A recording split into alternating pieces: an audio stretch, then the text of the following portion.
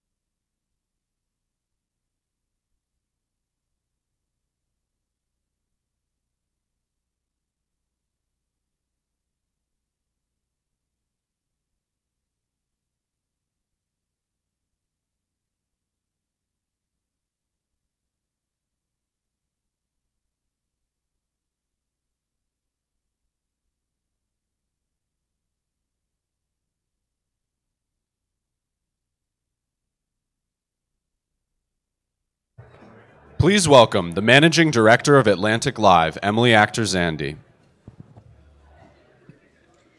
Good morning, everyone. I'm Emily Achter-Zandi, Managing Director of AtlanticLIVE, and it is my pleasure to welcome you this morning to Protecting Privacy. The conversation over digital privacy has taken on new urgency as users of apps, browsers of websites, and senders of far too many emails on our phones, tablets, and laptops. We leave trails of digital breadcrumbs that give clues to our wants, our desires, and our political leanings. That information is very valuable, monetized for advertising and marketing, for products, and for politics. So how can we, as consumers, protect ourselves? What's striking is that this debate is not exactly new. 17 years ago, the very pages of The Atlantic exposed a similar national conversation. The market for goods and services that protect privacy is surging, we wrote in 2001. The author continued, entrepreneurs are realizing that privacy and technology are not fundamentally at odds, and that in fact, expectations of privacy have in large measure always been created or broadened by the arrival of new technologies. People are coming to accept the notion that the protection of privacy is a pervasive and lasting concern in the computer age. And that exact idea is what we are here to explore today. Now in 2018, what does the protection of privacy mean, and what will it look like in the future? Today, we'll hear from industry leaders, experts, and top policymakers from Capitol Hill. We'll explore the recently passed privacy law in California and Europe's recent moves towards consumer protection as well. But first, I'd like to thank our underwriter, Salesforce, for making today possible. We appreciate their support of this timely conversation. And with that, it's my delight to welcome to the stage Nikki Kristoff, the Senior Vice President of Strategy and Government Relations of Salesforce, to the stage for remarks. So Nikki, the floor is yours.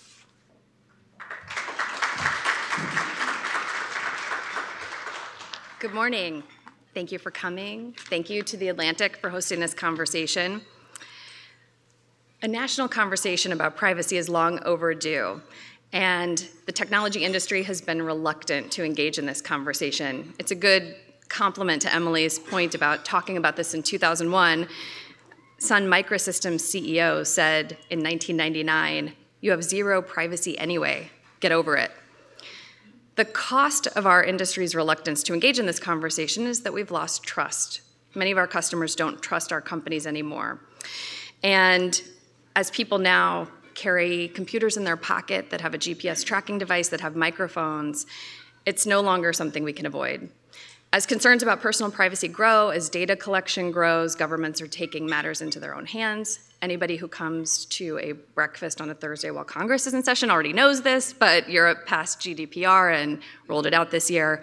They spent 5 years and had 3 branches of government develop that law, and we're just starting to see the impacts expected and also some of which we won't expect.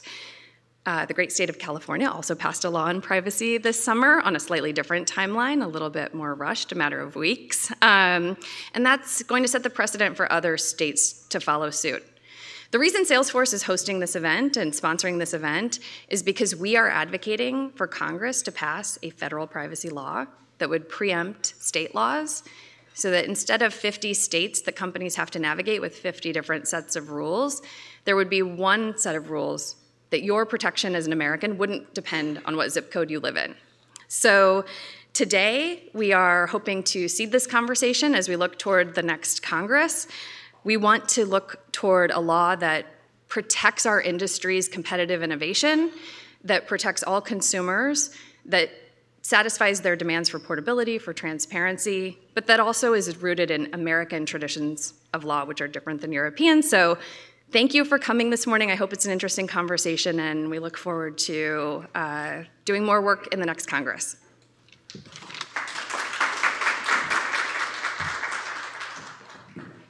Thank you, Nikki. Before we get going this morning, a bit of housekeeping. We ask that everyone silence your cell phones, but keep them out to help share the conversation on Twitter. We are at AtlanticLIVE using the hashtag AtlanticPrivacy, all one word. And we'll have time throughout the morning for your questions in the room as well. So let's jump in. Privacy of our political views is as old as the secret ballot itself, but new attention has been paid to how our views are manipulated online by political actors, some nefarious, who target Americans because of what they write about, where they shop, or what they like online. Many say the sanctity of our elections are at stake in the privacy debate. Senator Mark Warner has led the charge on Capitol Hill, looking at the role of government and the responsibility of the tech sector itself. He's with us this morning to discuss all of this with Atlantic Washington editor-at-large, Steve Clemons. So Steve, take it away and welcome Senator Warner. Thank you, Emily. Hey, everybody. Good morning. Morning. You know, I'm going to be up here a lot with you guys today. I was just saying hi to a few folks in the front row. I love front row people, but I also like back row people. And so I hope, you know, many of you are really in this business and industry. I've been enjoying the conversation with you when we were having coffee. So I hope you're active. I hope you ask questions. I hope we can turn this into a bit of a salon as we're doing. Senator, thank you so much for joining us this morning. Great to be here.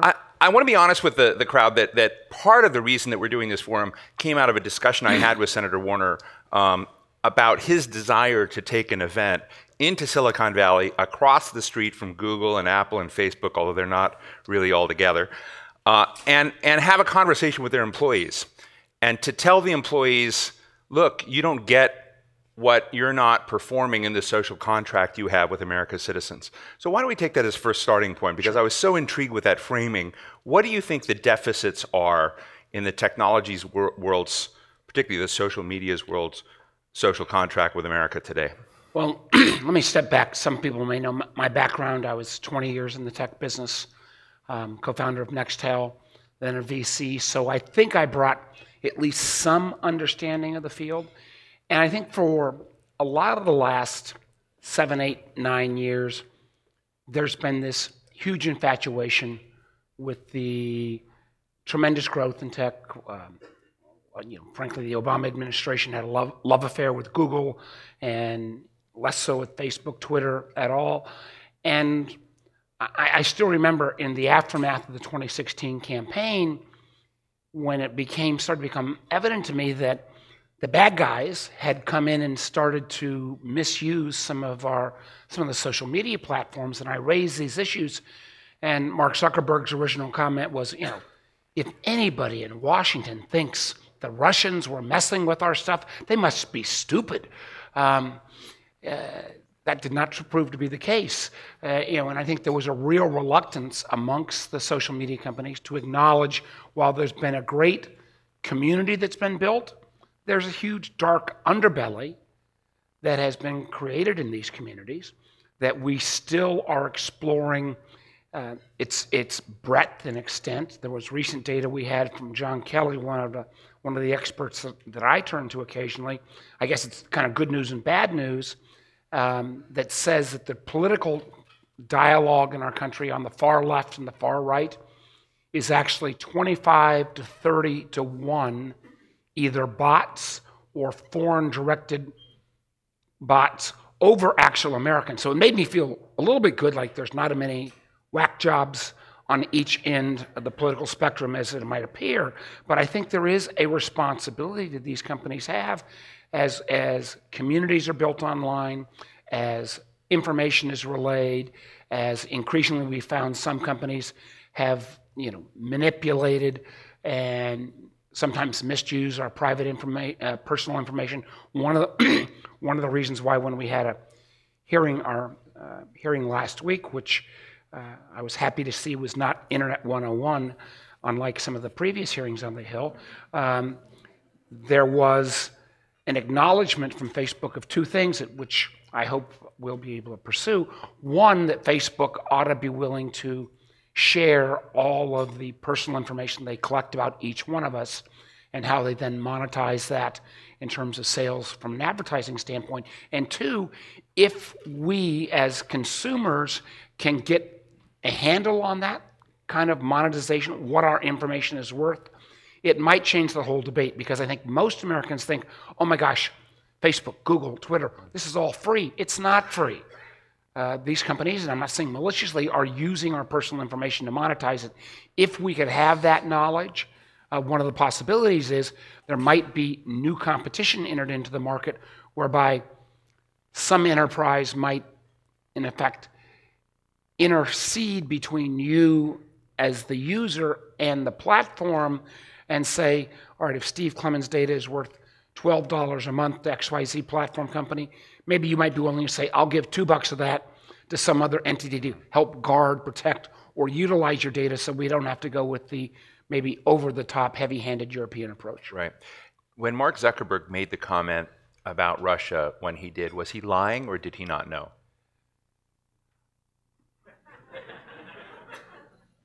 I'm going to give him the benefit of the doubt. I've known Mark a long time, that he was just ignorant.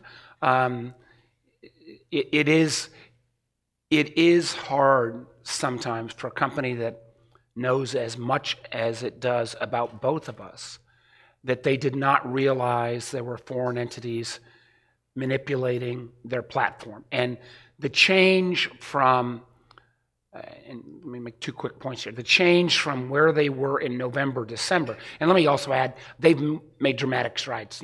Last week when Cheryl was here, they really have moved a long way. But where they moved from saying, hey, we got no problem here, in November, December of 16, to by the time the French elections, presidential elections came on in roughly March, April of 17, where they were then bragging about the fact that they had taken down 30,000 accounts that were directed by Russians, showed that they got religion pretty quick. It is one of the things, though, that still bothers me on a level of scale. In France, they bragged about 30,000 accounts they've taken down. In the United States, in terms of IRA, which is only one component of the Russian attack, IRA, Internet Research Agency, outsourced oligarch activities, they still have only identified 470 accounts that were directly Russian related. Now those accounts, and here's where we again made a huge mistake on the front end, we thought the action at the beginning was the paid advertising. The paid advertising is the tiniest part of the problem. The paid advertising is tiny compared to the creation of fake identities, fake accounts that then create masses of followers. The advertising can push individuals to those accounts, but those accounts, as they start on, Alabama football, then morph into a pro-Russian or, in many cases, just anti-American propaganda machine. I recently interviewed Anders Anslip, who is the High Commissioner for the Digital Economy in Europe, right before the GDPR regulations came in. And I asked him whether, on the eve of these regulations coming into Europe, whether Europe in this regulatory environment would ever itself give birth to a Google or a Twitter or one of the large social media platforms. And he said basically no. I mean, he's Estonian, he's a big fan of the United States. He says, we've created an environment where essentially we need the United States to innovate and we Europeans will regulate. Have we reached a period when that's there? And I ask you this as a former CEO in a way, because, and I like the way you began your conversation, that as a former CEO, you understand the kind of dimensions of growth and how we do that. But had we had the environment we seem to be moving into, we're not there yet in terms of what the law may end up being on privacy and data management, et cetera, whether or not these social platforms could get the sort of scale that has been successful. So there's a tension there that I'd like you to sort out. There is a tension, and I do think the generation of GDPR in Europe, and I think the comment that was made earlier, where the Europeans have actually taken some time to try to wrestle with some of this, was partially driven by obvious concerns for European privacy. It was also had a little bit of an anti-American, we don't feel like the American tech companies are giving us enough answers and respect, and so consequently we're going to whack them with this broad-based appeal. I remember when the Brits at first refused, or didn't refuse. I remember a trip over to the UK and meeting with senior members of the British government when we were starting our Russia investigation, and they were saying, "Oh, Senator, it's awful what's happening, but of course we didn't have any of that in Brexit." And then, months later they realized, oh my gosh, yes, this has happened as well. And they started their own bipartisan parliamentary inquiry, and they literally brought a lot of the meetings over here to Washington. Their parliamentary commission met here because they felt like the American tech companies would send second or third rate people if they met in Europe. So I think it was both a combination of desire for privacy, a little bit of a kind of an economic nationalism whack against the Americans. And one of the things that I've tried, is somebody who still can claim for another year or two that I spent longer in business than I have in politics, I have no interest in overly regulating the internet. I have no interest in handicapping or retarding American innovation. So you're not the Elizabeth Warren of the internet. Your words, not mine. Because not only because I think these companies can add enormous value, but also because if we were to somehow, curtail these entities, what is behind those entities is not European competitors, but is Chinese competitors. I mean, if Right. Alibaba, Baidu, Tencent, and the one thing I think most American, even business leaders don't realize, that there are another dozen plus Chinese companies with $10 billion plus valuations that 99% of all Americans can't even name. So we would, to replace some of our forward-facing companies with Chinese enterprises that will have even less reason and frankly have even more, the one thing, maybe I've been spending too much time in skiffs on the in the Intel committee, but these companies, I believe, are all totally infiltrated by the Chinese government. In many ways are total pawns. So the all is like 100%? Like 100%, and their ability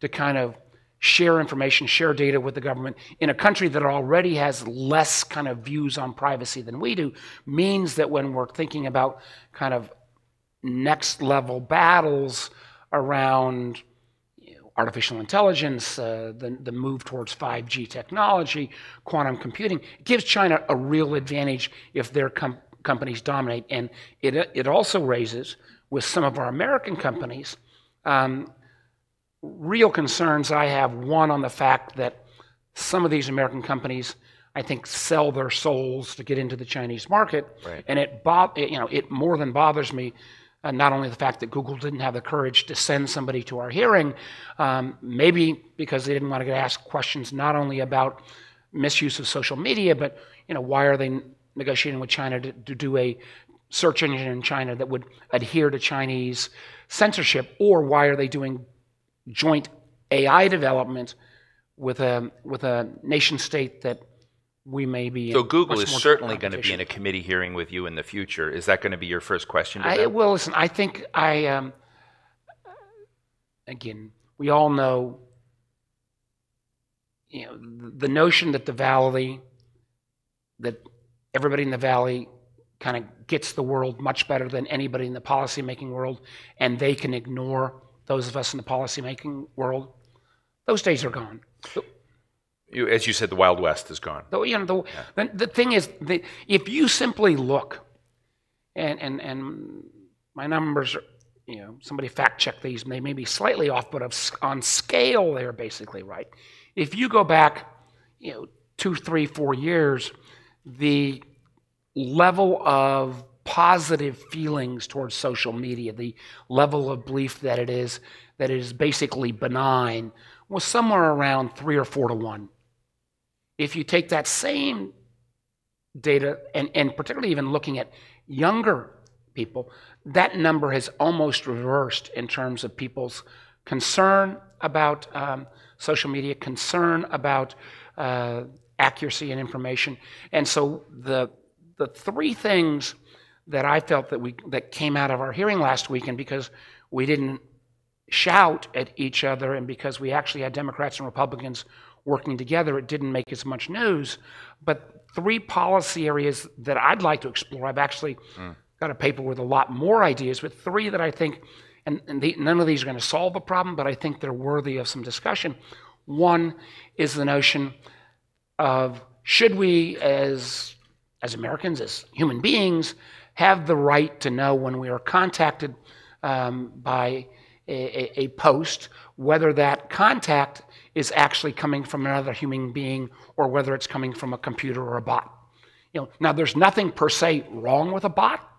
It doesn't bring a negative or positive connotation, but I do think people ought to have that ability to know that. Second, and this is where Facebook leaned in, and I hope they will continue to lean in, I think we ought to have that right to know, as I mentioned earlier, how much personal information they are collecting on us, have us know what they've collected and how they monetize that, so that if we as individuals will know how much our data is worth. And third is this whole area, and we picked a kind of obvious area where I think Facebook had to lean in, is, are there sites out there that are so insightful of violence that there's some obligation to take them down? We cited the site, obviously, in Myanmar, where there have been sites that have frankly encouraged Burmese to kill their fellow Burmese because they happen to be Muslim and Rohingya, and obviously an awful circumstance. And there was an acknowledgement, I believe, of both a moral and a legal obligation to take down those sites. So that gives us a few areas to start. I think only just one more in. I know Steve well enough to know when he's like saying, "All right, Warner, cut it off. Let me get to the next question." Getting close, but not getting close. But let me, I think because one of the areas we can look at, we can look at this from a privacy standpoint. We can look at it from a transparency standpoint. I do think the whole question of identity authentication, particularly on Facebook, which says they're supposed to be a real site, is a terribly important area. Although obviously we got to protect journalists, female journalists in Egypt, for example.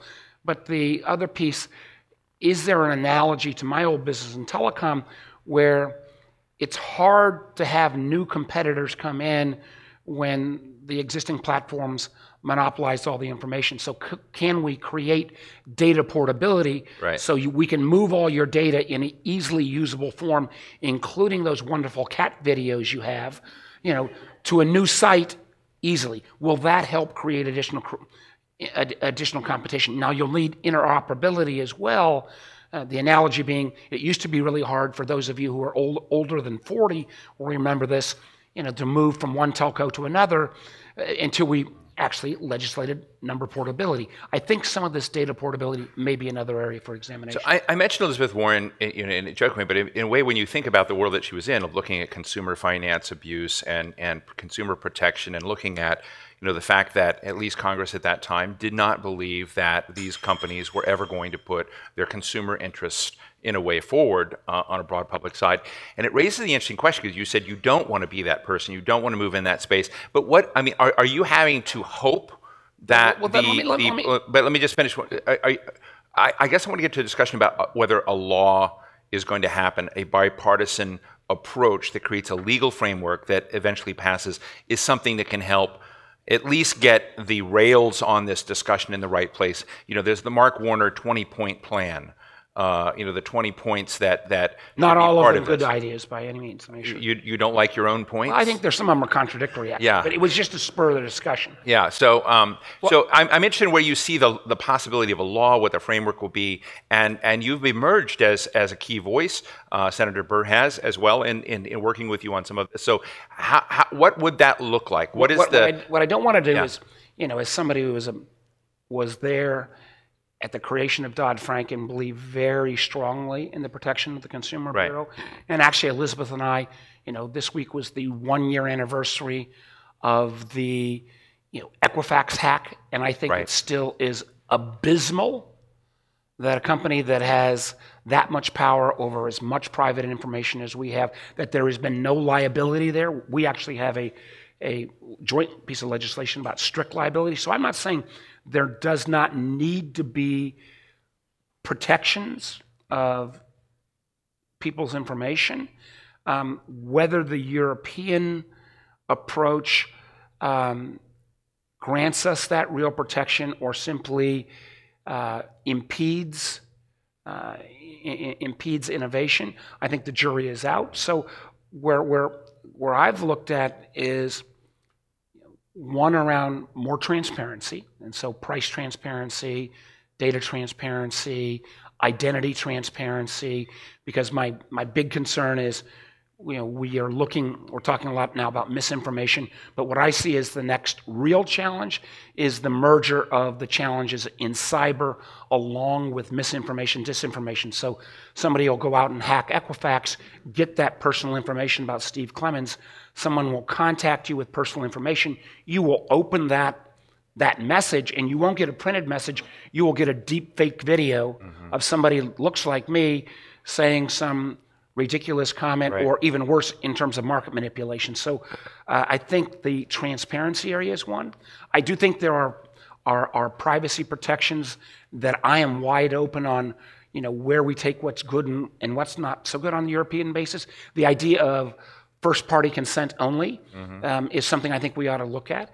And then there are this bucket, and this is an area that I don't think we've we've spent enough time on, are there market mechanisms to drive more competition so that, you may have Facebook, you may have other Twitter, you may have other platforms, but there may be new platforms that would be created that offer you different sets of protections that you then as a consumer can choose where you want to convey these conversations and lead your social media life.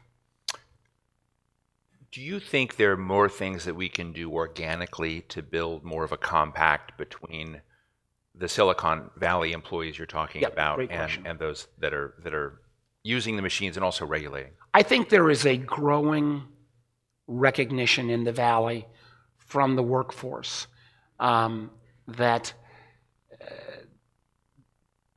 they do bear a social responsibility. I mean, this is the way people communicate. This is the way, in many ways, people lead their lives on social media. And a year and a half ago, 2 years ago, from both the leadership on down to the workforce, I think there was not that acknowledgement. So I think from Zuckerberg to Jack Dorsey, again, I'm disappointed that Google has chosen not to be part of the conversation yet.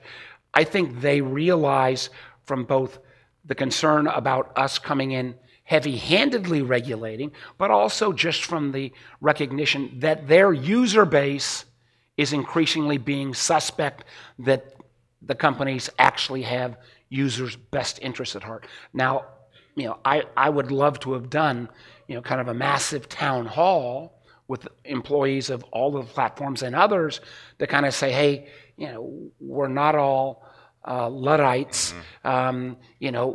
Here, share ideas with us about how we get this right, because that's my fear, is that the platform companies may, say they think we're just simply going to go away, and then something bad will happen, and we will overreact. So let's do this.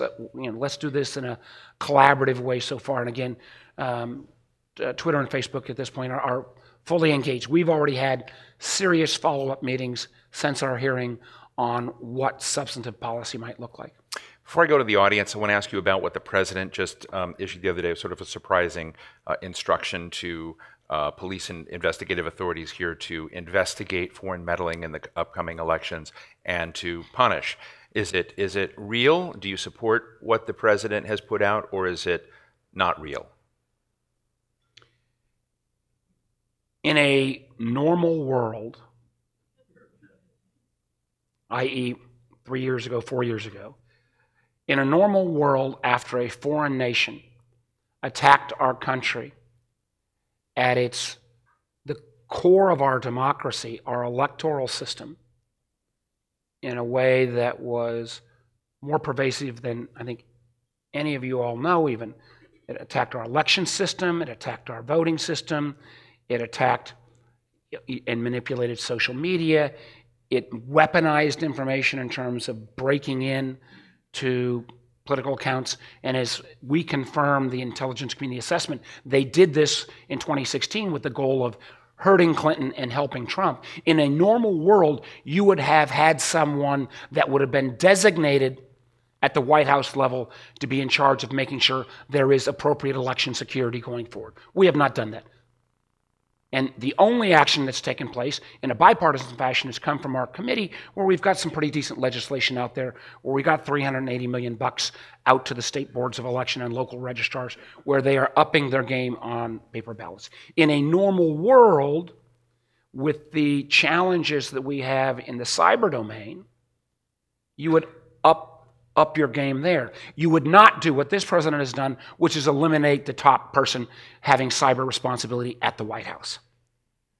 I frankly think, as an aside, where we just passed $713 billion defense budget, I'm pro-defense, but I increasingly believe that we are buying the world's best 20th century military stuff, when most of the conflict in the 21st century will increasingly be cyber and misinformation and disinformation, and those merging, and frankly, with our near-peer competitors, China and Russia.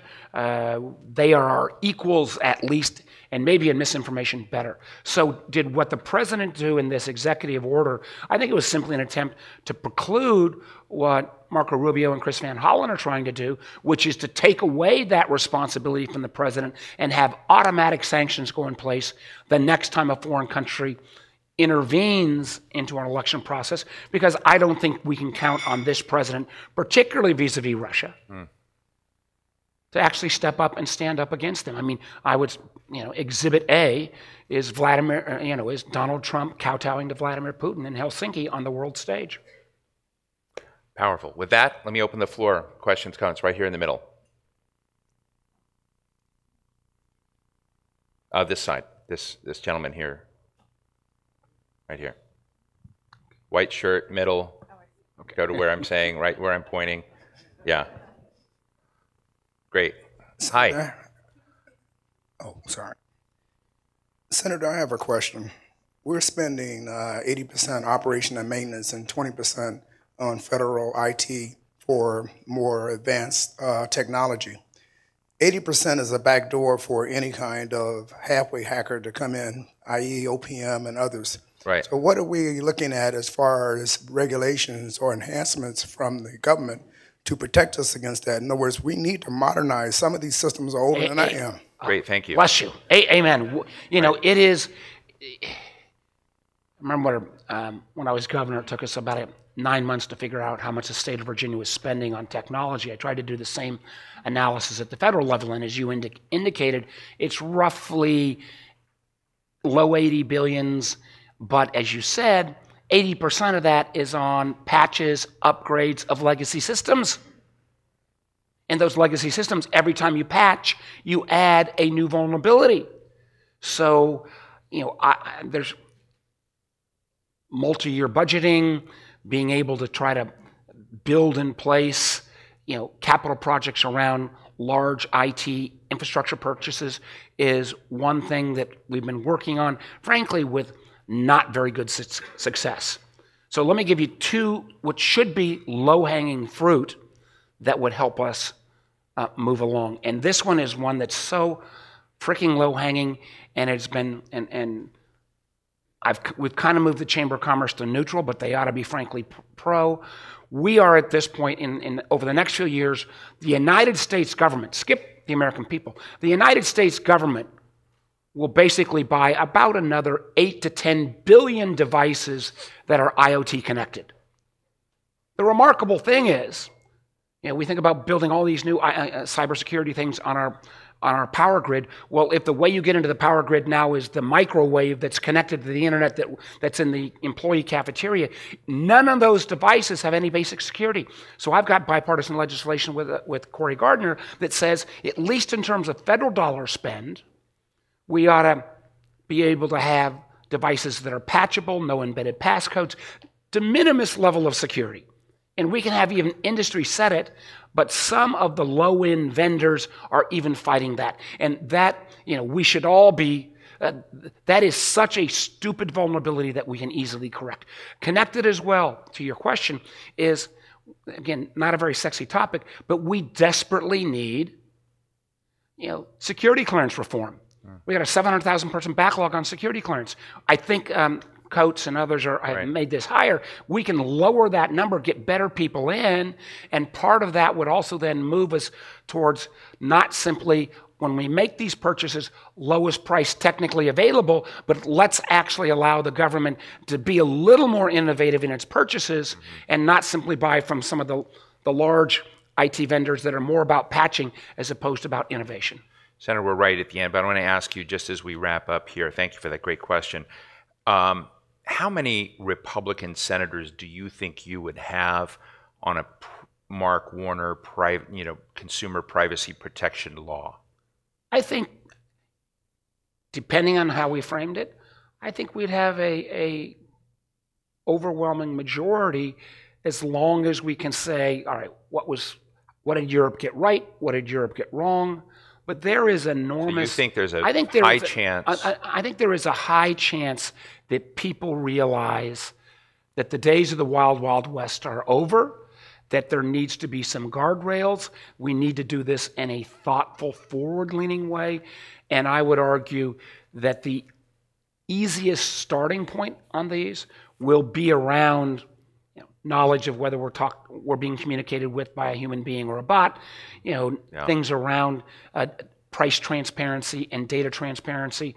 And I do think this area that there may be certain sites, and I think you can do this in a way that doesn't completely overturn Section 230 or completely go against the First Amendment, where there are certain sites that incite such violence that just as you can't yell fire in a crowded theater, you can't scream, go kill your neighbor, and say that's suddenly protected just because it's on the internet. Interesting. Ladies and gentlemen, Senator Mark Warner. Thank you very much, Mark. Joining Steve on stage, please welcome Representative Jerry McNerney. And I'm staying here. Jerry, how are you? Congressman, great to see you. Thank you so much. Yesterday I had the opportunity in Chicago to interview Congressman Bill Foster. And Bill, as he lets everyone know, is the only PhD physicist in the Congress. You're, I guess, the only PhD mathematician, and he has he wants to basically have the whole market, but I guess you share the market of sort of scientifically oriented folks in the Senate, or in the Congress. So very nice to meet you. Do you have any comments for Bill about the PhD world? Well, there are things between physicists and mathematicians, but we love each other and we try to get along. Great. Well, yeah, I asked this in terms of, Mark Warner had been a CEO of a company. You had worked at national laboratories. You have a sense of science and math, what's going on out there. You run companies yourself before you came to Congress. And I am interested in this tension between what we're talking about in terms of the commercial imperative to grow, build, take advantage of things that are not out there, which I think the tech community in Silicon Valley has, and then what are the blind spots and what are the deficits in terms of public interest. And so take your congressman hat off for a minute. As you look at it as a businessman, as a scientist, what do you think from that perspective needs to be fixed? Well, the thing that business likes the most, and I was in business for 25 years, is that you want some predictability. For example, we created windmills, wind energy technology. Some of these things would take a 2-year lead time. You need to have permits. You need to get financing. So you need to know have some predictability about what was going to be in the horizon a couple of years ahead. And that's kind of one of the things that we're missing right now, especially in tech. And I've been in Silicon Valley recently, and the tech leaders were pretty clear. They wanted federal intervention. They wanted federal legislation so that they'll have some predictability about what to expect in the coming years. So they want a law. What took them so long to get there? Well, let me tell you a story, Steve. Several years ago, I was in Silicon Valley. I met with some of the biggest companies, and their message to me was clear. It says, you guys in the federal government, get out of our way. You guys are a problem. You're going to make things worse. Get out of our way. And then a year later, the European Safe Harbor Act came about, and they called me and said, Congressman, we need your help. So I think they have seen the playing field change, and they want to be a part of the discussion instead of a part of the. They say if you're not on the table, then you're on the menu, and I think they got that message pretty clearly. Now you're a legislator from California, and California apparently has the Zinger Law that has much of the tech community concerned might become in by osmosis the law of the land. Do you support what California has done on its own as a standard, or would you change it in terms of a federal approach to privacy and data? Well, I was glad to see that California stepped up to the plate. It was kind of a rush job, and I understand exactly why that happened. And I think everyone expects to see some changes in the law in the next few months or next year or so. It's not going to be implemented until 2020. So we have some time, but looking at it from a federal perspective, I think it's a good starting point, and we need to look at what's working with that law and move forward from there. What do you think are the worst parts of the law? Well, I think one of the things is that the opt-out provision allows people to opt out. In other words, when you sign into a website, there's going to be a little box there you can check, and that'll opt you out. But most people don't use that. Most people are just going to leave privacy settings the way they are. So we need something stronger. I think it's crucial that users know what data is being collected. They need to know how that data is being used, and they need to have some meaningful control of that. And it's clear to me from conversations and from polling and so on that consumers think they've lost control of their data. And my gosh, you know, I agree with them. They have lost control of their data. So much is being collected and so much is being used. Inferences are being made about people. And those are not only with regard to your financial well-being, but regard to prison reform, regard to how you rent a home or buy a home, your credit ratings. All these things are being predicated by information that they're gathering, and so this needs to be protected. You know, when I was involved with helping to found New America in 1999, and there was this guy running around, he may be here today, if you're here, hello, named Mark Rodenberg. And some of you know he had a company, organization, I think it was called, excuse me if I get it wrong, the Electronic Privacy Information Center or something. And I would always see Mark at every high-tech meeting, and he was sort of considered by many tech people as the gadfly on privacy for many, many years. But if you go back, as I did last night, and look at the things that Mark was warning about, almost all of them have become true. And so it raises an interesting question about how to get the equities right between industries, public interest, Congress, and it has taken us, so what is that, 20 years? 20 years ago, when Mark came on my radar screen, that we're now having the discussion he said we needed to have way back when. How do we, just as a legislator in the muck of all of this, do a better job? Because it seems to me that we're reacting as opposed to planning.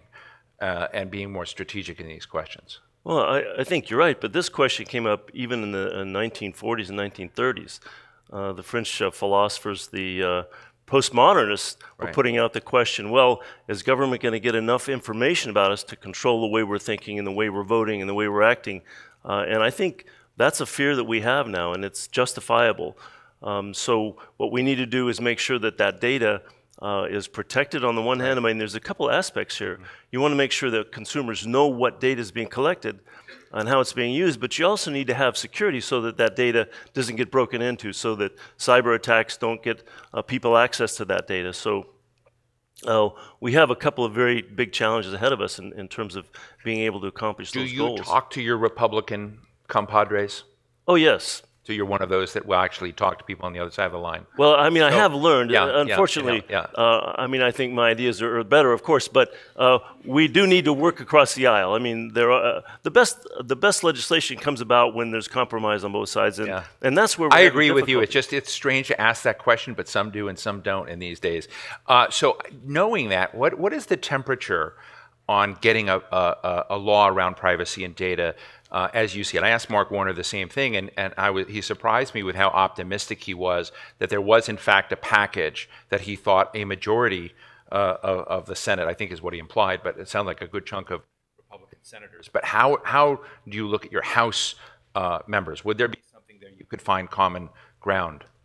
I think we will Somebody see. come fix my mic, just walk up here and fix it. It's going in and out. There needs to be some compromise, that's for sure. I was a little taken back in the last year or so when the privacy protections and the data protections with the internet service providers was taken away by the Republican-led CRA that basically erased those protections. So I'm a little bit wary about where we're going to be able to go, but I think in the next Congress we've got some baseline ideas and we're going to move forward with those.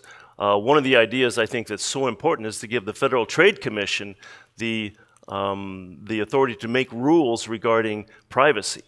And I know that the Republicans are very resistant to giving agencies the power to do that. So I think that's one of the just fights. To come back to that on the FTC, which I agree has a good record for regulation and even enforcement. Is there a majority? Do you have enough Republicans in that, who are in majority at least right now, that you think something could pass?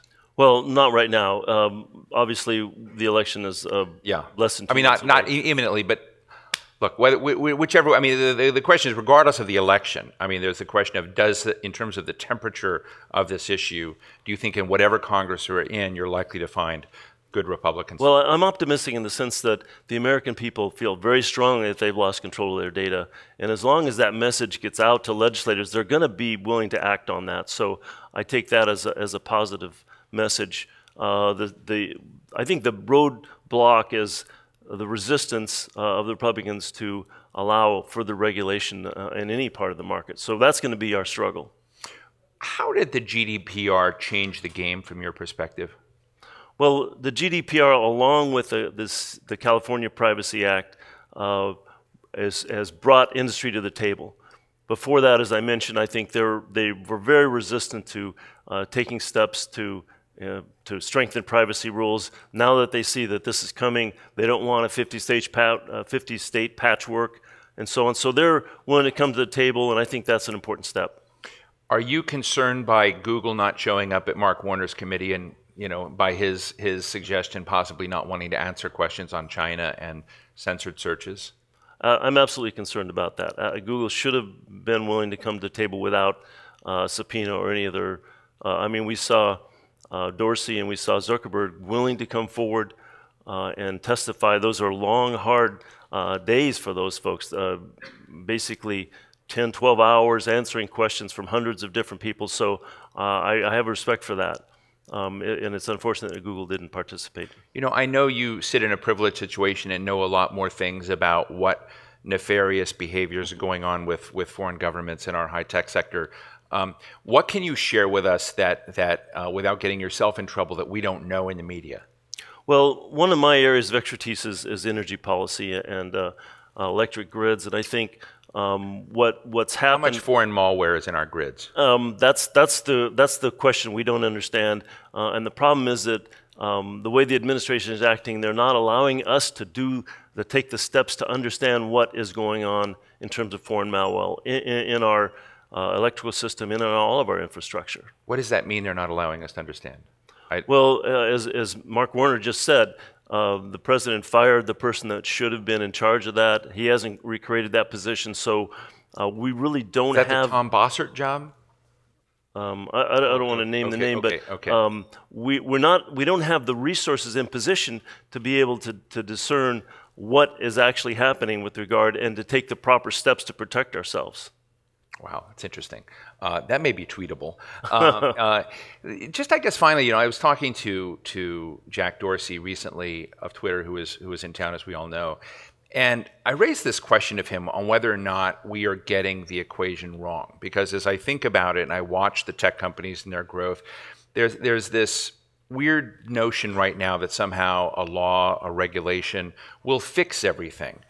But I think when you look at the global dimension and the scale of these companies, they're so huge that I raised the question. I said, if you were us, if you were in the media looking at this, do we have a better chance of saving society and saving what we care about by influencing what you do?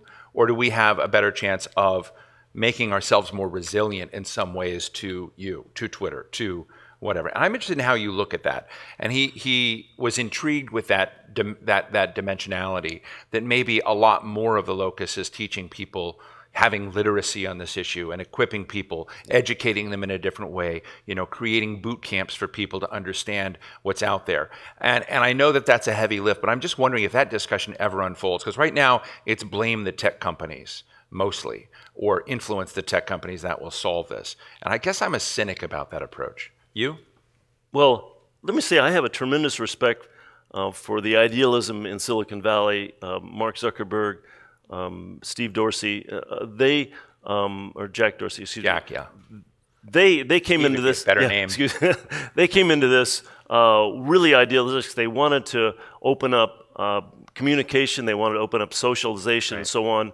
And it's created basically this huge machine. And I don't expect that corporations are going to act in the long term anyway, in the public interest without some sort of guidance from the federal government. Interesting. But to answer your other question, I think consumers need to be educated, need to educate themselves about what's happening with their data and their personal information. Interesting. Let me open the floor questions and comments to Congressman McNerney. Yes, right here in the. Good morning. Good morning. Steve Del Bianco with NetChoice. Yeah. Congressman, President Trump loves the idea of new regulation. I think that just last week he called for laws to force Google search to suppress negative news so that positive news would flow up to the top page. Now, I know that you and Senator Warner are concerned about big tech, but aren't we all even more concerned about big government having the power to suppress negative news? Great question. I mean, I think it can go both ways. So, oh, that's absolutely right.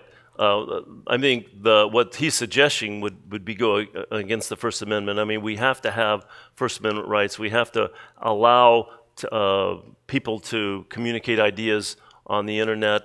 I think the difficulty becomes when it's hate speech, when it's speech or ideas that incite violence. Those are the kind of things that we need to be careful about.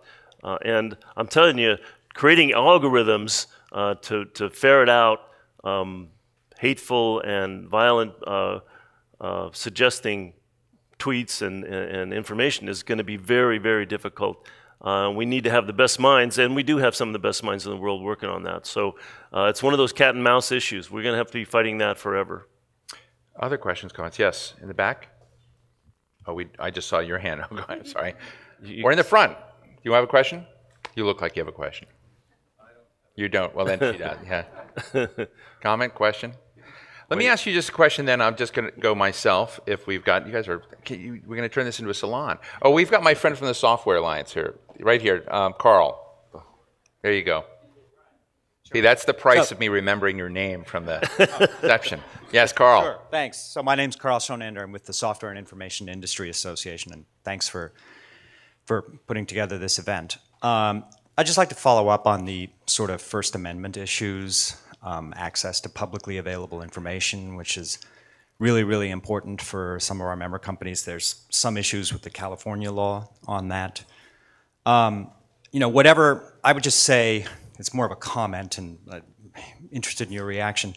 Whatever emerges from the federal privacy law or whatever happens in the country, we've really got to get this right. We think in the GDPR context, it didn't get quite right in the context of right to be forgotten. So I would just point that out. That's really, really important to us. Thanks. So if I can jump onto your part of the dimension of the GDPR law and the tension with publicly available information is the right to be forgotten, and what that does to your large data companies, and also gets down to something that people haven't talked about is what's an individual and who can do this. What's an individual versus a company, which the courts often treat as an individual. So have you worked through any of that yet?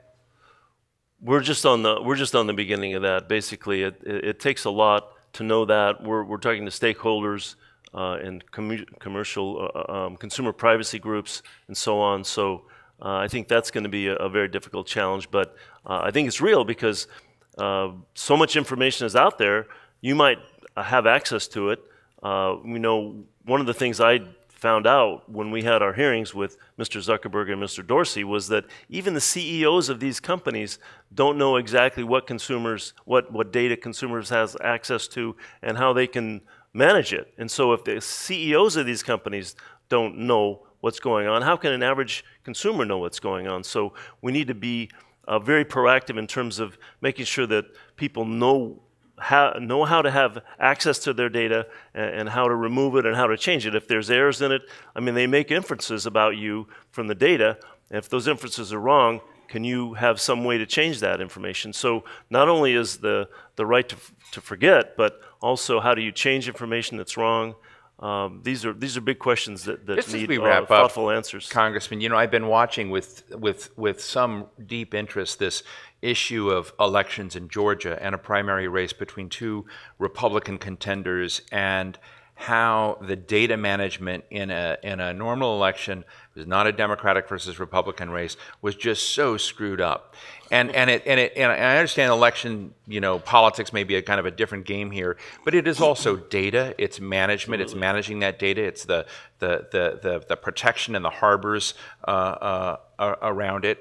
And I'm just wondering what, on a scale of 1 to 10, just as we wrap up here, in terms of getting the broader, in retrospect to that, and getting this right, where do you think we're likely to do? Are we going to end up with a data disaster over time, or do you think there's something genuinely doable and salvageable here? No, I don't think it's going to be a data disaster, but we are muddling through this, and I think we're going to continue to muddle through it. What I'd love to see is the Federal Trade Commission, as I mentioned, their core mission is protecting consumers. So giving them rulemaking authority, giving them some civil penalty authority, and giving them the resources to actually carry out. I think that's the best way forward, and that's what my particular legislation does. Ladies and gentlemen, Congressman Jerry McNerney, thank you so much for spending time. Good to see you, sir. Thank you.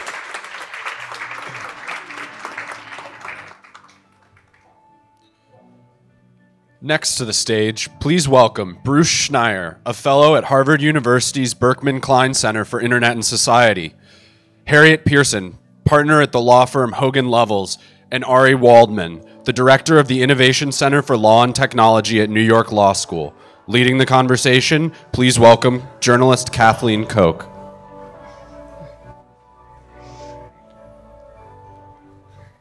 Welcome, everyone. Come on, spread out a little bit here. More. Give you room to breathe. There you go.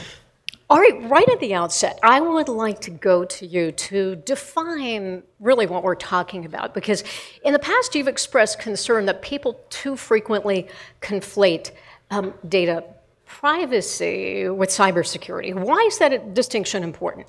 Cybersecurity is easy. Cybersecurity is protecting against hacking and things like that.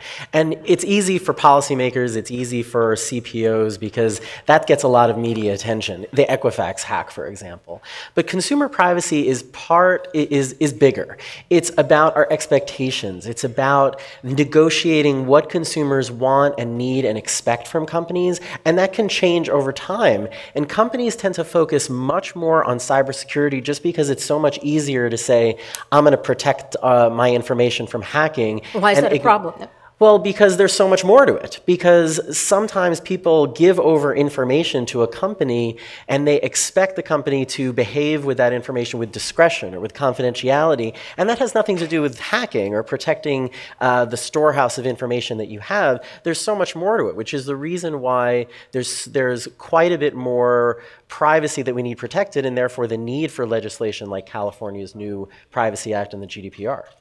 Bruce, you just had a new book that just came out, Click Here to Kill Everybody, Security and Survival in a Hyper-Connected World. Scary title. It's my first clickbait title, and I'm going with it. Okay. What would you say, based on everything that you've done, all your research, all your interviews, is the greatest threat to consumers' privacy today? So I'm probably expected to say something like hackers or China, but I think the greatest threat are the corporations that are collecting our data. That right now, surveillance is the business model of the internet. So we are under surveillance all the time. Right? I mean, this device knows I'm here. Our devices know it. We're all here, and it's just on and on.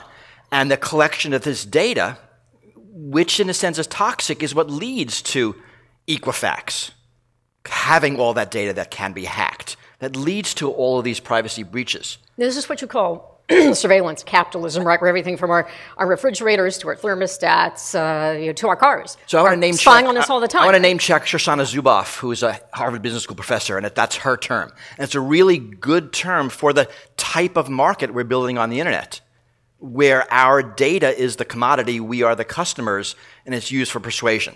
Right? Governments use that data, hackers and criminals go after that data, and corporations use that data. And that's the core. So when I look at where we need to fix the problem, that's the place. Harriet, I want to jump to you next. So one legal publication dubbed you the first lady of privacy. And you literally almost were. In 2000. I haven't lived that down. So, yeah. You were hired as IBM's first chief privacy officer, really one of the first in the entire world. And in that job for the next 12 years, you really laid the groundwork for how corporations today approach consumer data privacy. Yeah. As you look back now, or over the last 18 years, what are your concerns about how it's evolved? Well, I've been doing this work in privacy and data since 1996, so it's been a long time. So I do have a perspective, and I guess I have concerns about our forgetting that on the boots on the ground need to have guidance, need to have information on how to do the hard job of securing information. And so what Who are the boots on the seen- ground? Who do you mean? Well, you know, when I first started, I was named Chief Privacy Officer at IBM in 2000. That was a while ago. That was early. I think the people who had that job in industry, we got around a table and said, okay, so now what do we do? We're Chief Privacy Officers. What do we do?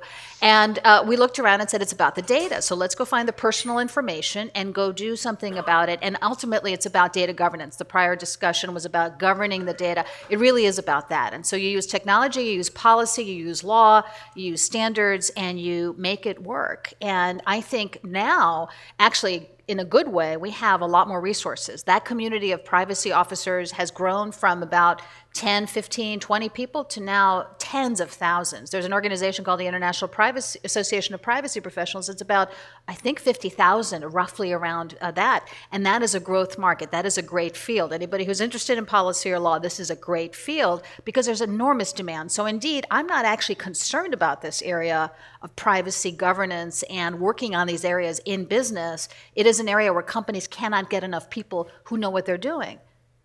And the ones they're getting, do they know what they're doing? I mean, there's some concern about too many attorneys being chief privacy officers, and they don't really necessarily, not in the present company accepted, I will say what have I the technical said, background. You know, privacy is difficult because what do you actually regulate? What do you actually do? And one of the key questions is, what is personal information? What is information that identifies or is capable of identifying us? And one of the key problems, I think, with the new California law is that its definition is really broad and vague. GDPR, the European law, is also very, very broad. And so when you actually work on operationalizing privacy, what do you actually chase? What do you actually control? What do you actually govern? I think that's a really important issue. And one of the things that concerns me about privacy now and governing privacy and doing it in companies to try to protect and make sure that you know that you're doing what you need to be doing is making sure that you have a way of understanding what is information that needs to be governed. And I think it's practically all of it at this point, but you have to be granular about it. Ari, in June during Cyber Week, you gave a really fascinating talk on designing with privacy. And the first point you made is that even when companies have brilliant chief privacy officers like Harriet, very often their vision of privacy doesn't end up getting into the devices, the technology that they're producing. Why is that happening, and what can we do about it? Well, that's exactly right, and that's the reason why, although, Harriet, you may not be concerned about the people on the ground doing the privacy work, I am very concerned about it, because it's not just people like you who care about it. There is a disconnect between chief privacy officers and the privacy professionals that may earnestly want to protect consumer privacy, and the engineers on the ground who are instantiating into technology products some vision of privacy, and their vision is different. The way we think about privacy is not trickling down, and not only because of engineer education, how we train them, and the fact that they have a trillion other things to do, and also the fact the lack of diversity among engineers, meaning that there are lots and lots of straight white men that are designing our technologies and don't consider how things like constant data tracking might be concerning for women and marginalized populations. But also, one of the recent innovations in the privacy compliance market are these hundreds of vendors, these technology vendors that have popped up over the last couple of years that large and small companies alike are outsourcing their privacy compliance duties. So with the passage of the GDPR, companies started saying, hey, you don't know what to do in order to comply with the GDPR, buy my product and I am a one-stop compliance shop. So now we have these technology vendors, many of whom employ 0 lawyers and 0 privacy professionals, saying that their platform complies with the GDPR. Check the box and you're done. Check the box and you're done. Right now, privacy all of a sudden is easy, but when you look at these products, they are maybe helping you with one part, or they're helping you with their version of what they think one part of the GDPR is, which could be completely different than what regulators in Europe or regulators in California or the FTC think. Bruce, any thoughts on what Ari or Harriet have said? And I'd also like to go back to sort of where we left off. And what can we do to get companies to do more to protect consumers' privacy? I think many of us, back in the day at least, used to think there was sort of a fiduciary responsibility. If we gave someone our data, they were responsible for protecting it, right? So it would be neat if there was a fiduciary responsibility, and that actually is a proposal, that we force people who have our data to be fiduciaries in the same way an attorney or a doctor is and have a special relationship. The problem is that the market doesn't reward privacy. Now, you mentioned Equifax. It's been the first anniversary of Equifax, I think, last week. That was a big deal. I was before the House. I testified. There were angry representatives on both sides of the aisle, and absolutely nothing happened. Zero. There has been no change. Equifax doesn't really care. You're not their customers. You can't fire Equifax. They have your data without your consent or permission. They don't need it. And so what's missing is government incentives. That's why we can't, the companies aren't getting privacy into products, because that's not rewarded in the marketplace. As consumers, we kind of don't care, right? I mean, I was happy to use Waze to get here. That's why I'm not late. But that was a surveillance-based, right, navigation system. And there's no privacy protection. Now, we could build that in. Waze is not going to unless they're forced. So I really look at government as the missing piece to say you have to enforce privacy regulations. This is hard. You're talking about personal identifying information. It is very broad. Americans can pretty much be uniquely identified by birthday, not date, zip code, and gender. That doesn't sound like personally identifying information, but turns out it is. So it's very contextual and really requires a much firmer hand because the market is not going to do it. Harriet, Bruce brought up an interesting point about how we are sometimes really happy to turn over data. You go to a website and you want to read an article and you don't want to pay for it, so you plug in your household income and other, sort of personal bits of information. Don't type in your mother's maiden name. Yeah, don't do that. I agree with that.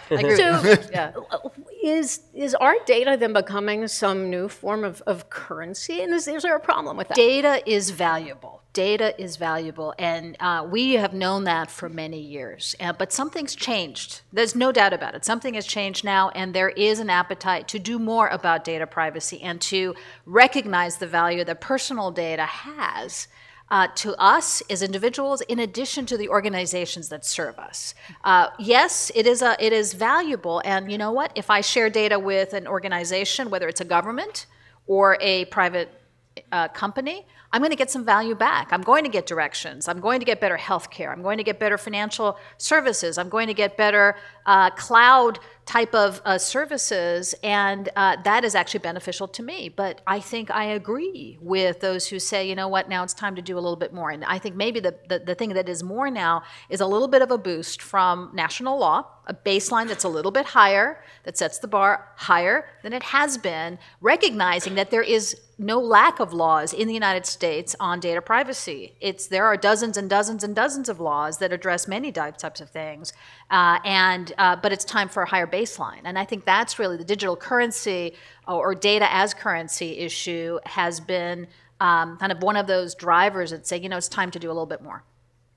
Ari, I thought it was really fascinating, the quote that Nikki Kristoff from Salesforce threw out there at the beginning. You have no privacy anymore, get over it. I mean, do you think that's the case? That's absolutely not the case. I think it's partly the... He said that on stage here? She was quoting someone else. And she was like wearing clothes and...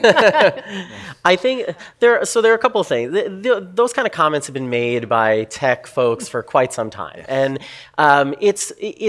it is only the case on their perspective, they don't want us to have privacy because they want our data, but it's because we think about, in the national consciousness, we are concerned about statements like that because we think about privacy so narrowly. I just published a book called Privacy is Trust, which talks about not just fiduciary proposal, but how narrowly and kind of neoliberally we define privacy as like privacy just based on secrecy or giving up control over our information. And the moment we give up control, i.e. give it to all these companies, then we've lost our privacy. But that's what they mean. And now all of these companies, what's fascinating to me, or not fascinating, what's ironic to me, is that all of these companies that have for years told us, you don't have privacy anymore, just give up, we're just press consent and give us your information. Nobody even reads it, right? No one even reads them. All of a sudden, you have these companies that now want a federal consumer privacy law because a little bit ago, Europe passed the GDPR and California passed the California Consumer Privacy Act, which provides some regulation on their collection of data. And now, suddenly, these companies that have extraordinary lobbying power in Washington, less so in Sacramento, and much less so in Brussels, want a federal consumer privacy law. And they want it because they know they can water it down. They want to preempt state law because they know that they can get a dysfunctional Congress to maybe pass a watered-down, barely recognizable privacy law that probably only adds more notice and consent to the system. All right, I see a lot of head nodding. No, I mean, I think it's 100% accurate, and we are seeing a lot of posturing. I think the way to think of it is data is valuable, but data is a toxic asset. It has risk. And companies have to realize that it's not just collect it all, but if you collect it, you risk it being stolen, you risk using it. I used Waze as an example, right? Surveillance-based system, but the data is valuable for what, 10 minutes? And then maybe they need only to sample, what, out of 100 cars? I mean, we could invent lots of ways to build a Waze-like surveillance system to preserve privacy. And it is true that companies want to collect the data all the data they can. We're living in a world where it's really cheaper to save all the data than to throw some of it away. I mean, data storage is so cheap, and unless they're forced to, it's not going to happen. And certainly, I mean, there's a new California privacy law that is going to be decided in the next few months, and it's going to be watered down. Europe right now is the regulatory superpower, and I think looking towards them is where we're going to get a lot of benefits. Right? All those notices you're seeing on your computer now are because of Europe. If Europe passes stronger laws, starts enforcing them, we're going to see the benefits. Unfortunately, that's the best I got right now. But Harry, what about what we hear from so many of the technology giants who they say this is going to stifle innovation and competition? No? There's a balance. And I think Senator Warner really started that discussion really well. There is a balance to be struck, and I think one of the things that's easy to overlook is that, yeah, you can talk about the technology giants, but let's not forget Main Street, because laws that address consumer privacy and the collection of information about individuals, well, every single organization collects information about individuals. When we registered for this briefing, this conference, information about you was collected. And the kind of laws we apply to the collection and management of personal information are going to hit every single kind of organization, every kind of company, and the kind of ease and the kind of access that we all have gotten used to in dealing with companies of every size, that access is going to become less easy to manage. And so there's a trade-off here. And there's also a trade-off here because the U.S. is a very litigious society. As if we haven't noticed, we have a lot of lawyers here in Washington and elsewhere, and we litigate a lot. And any kind of open door is going to lead to lawyers coming in and saying, let me litigate on that. Europe doesn't quite have that, not yet at least. And so you're going to have a very comprehensive regulatory regime in Europe that is very thorough, very thoughtful, not taking away anything from Europe, but applied here in the United States, and we will be at each other's throats for decades.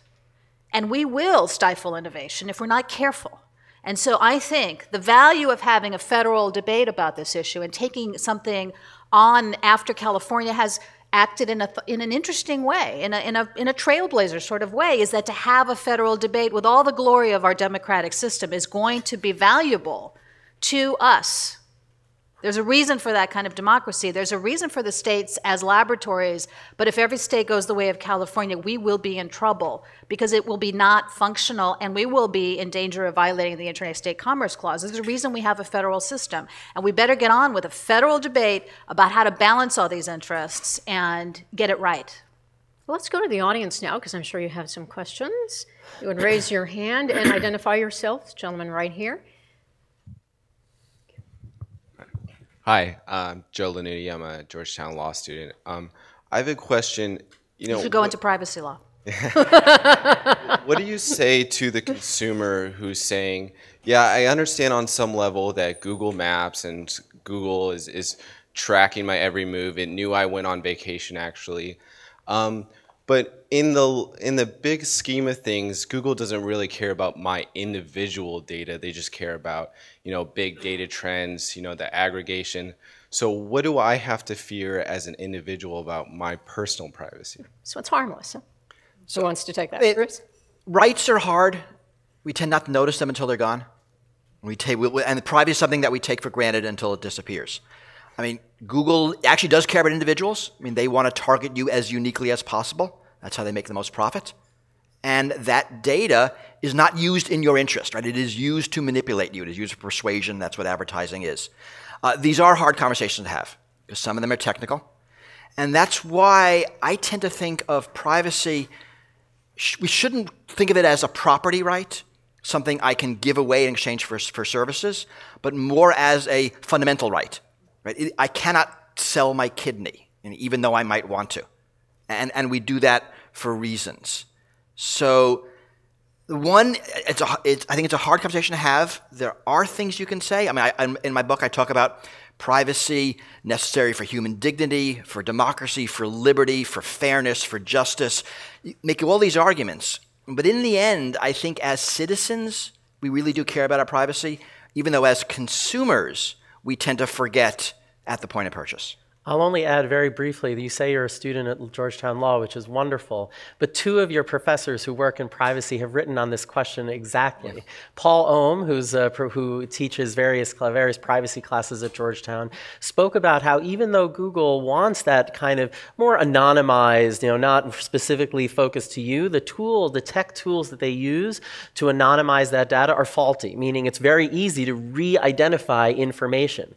Julie Cohen, who's been writing about privacy since long before, for many, many years, and is one of the lions in our field, also spoke about how even if you personally are not concerned, the collection of this data affects your behavior. And you may not see it daily when you're using Waze, but it affects your behavior when you feel that you recognize you're being surveilled. When a virtual environment that the internet tries to create is full of data collection, we behave in different ways, and there are actual real studies that show that it is. So you're in the best place in the world to learn about the consumer values that are implicated by this collection, and how that argument that it's really only anonymized data that they want is really just a canard.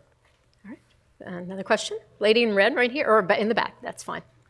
Good morning. My name is Marcella Sawaya, and I'm with the federal government. I had a question about if you're seeing any trends in people being less likely to engage in different democratic processes. Like, you used to go out and sign a petition. It was just your pen, paper. Now you sign a petition, 13 other listservs have your name, and you start to get information that's tangentially related to the petition you signed online. Or protests, you attend a protest, now you're no longer necessarily anonymous in a crowd. Yes, there have been numerous studies. You can search for them, that people's behavior do change, especially people who are marginalized. Right? For the white men, less. For anybody marginalized, certainly. Fascinating. I think we have time for one more. Maybe the lady in red here? Thank you. Good. Thank you so much. I'm Spencer Bell. I'm a recent Georgetown Law graduate, and I'm here representing the Electronic Privacy Information Center.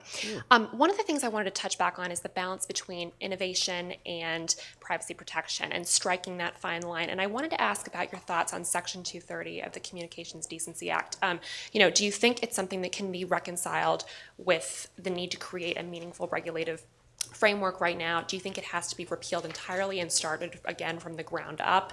Just what are your thoughts on that in terms of finding a way to provide meaningful accountability in this difficult point that we're in terms of balancing freedom of expression, innovation, and really getting in the program with what the digital needs are today? Thank you. Well, Harriet, we haven't heard from you. Yeah. First of all, thank you for wearing red as well. And I also want to say that I'm a very proud advisory board member of the Electronic Privacy Information Center. They do great work. And I think there's a way to reconcile, and I think there's a way to build. I think the points that were made earlier about transparency, making sure, I love the idea of privacy as a social paradigm, and I used to actually teach at Georgetown. I taught a course on privacy and trust, because at the end of the day, when you actually ask consumers about what is it about privacy, you don't really have a national organization of privacy advocates around this country. There's not a grassroots movement on privacy. Why is that? I've asked myself that question, why is that? And I think part of the answer is that we conceptualize privacy individually as lots of different things. And so it's very balkanized. And so if I care about privacy as the protection of my physical self, that's a very different conception than my privacy, informational privacy, when I give information about myself away to somebody who might use it in a way that, with a third party that I might not understand.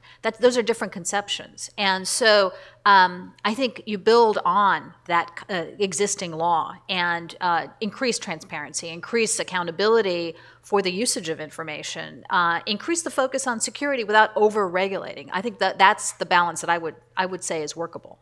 And that's going to have to be the last word. We're out of time. Thank you for your wonderful questions, and please thank my terrific panel, Bruce, Harriet, and Ari. Thank you. Thanks very much. Nice to see you. Thank you. Nice job. Fabulous. Do you want your book back? Joining Kathleen on stage, please welcome California State Assemblyman Ed Chow and Peter Fetelnik, the Minister Counselor for Digital Economy Policy of the EU delegation to the U.S. Thank you. Have a seat. Peter? Nice to meet you. Welcome, gentlemen. So you heard the remarks in the last panel. Just right off the bat, is there anything you would like to respond to? Let me see. I only heard part of it. Let me start off by responding to the question about property right. In California, in fact, privacy is a constitutional right. It's a fundamental right under our Constitution. So it is under that premise that we have been working on privacy issues over the years. Let's talk about your legislation that was just passed this summer.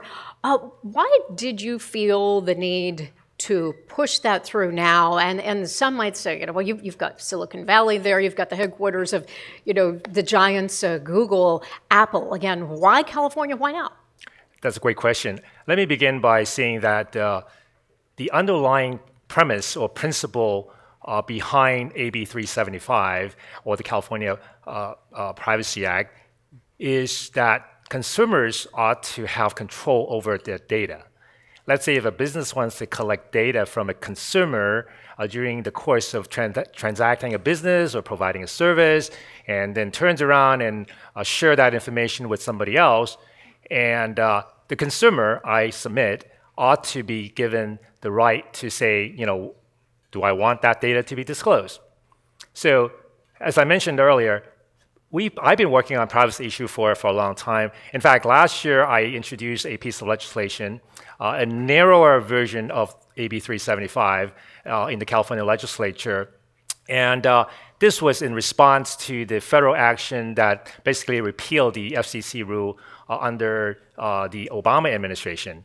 Now, the FCC rule would have given more privacy protection to consumers, and yet they were repealed. So as a result of that, I decided to introduce legislation, and which was a narrower version of the current AB 375. Now, long story short, the bill didn't make it out of the Senate, although it cleared 2 Senate committee hearings, but yet it didn't go anywhere. And right around that same time, a gentleman by the name of Alistair McTaggart, he filed a petition with the Secretary of State to basically put on the 2018 ballot a privacy initiative, and he began gathering signatures. And in March timeframe, as we all know, the story about the Facebook Cambridge Analytica situation occurred, which put basically a privacy issue front and center one more time.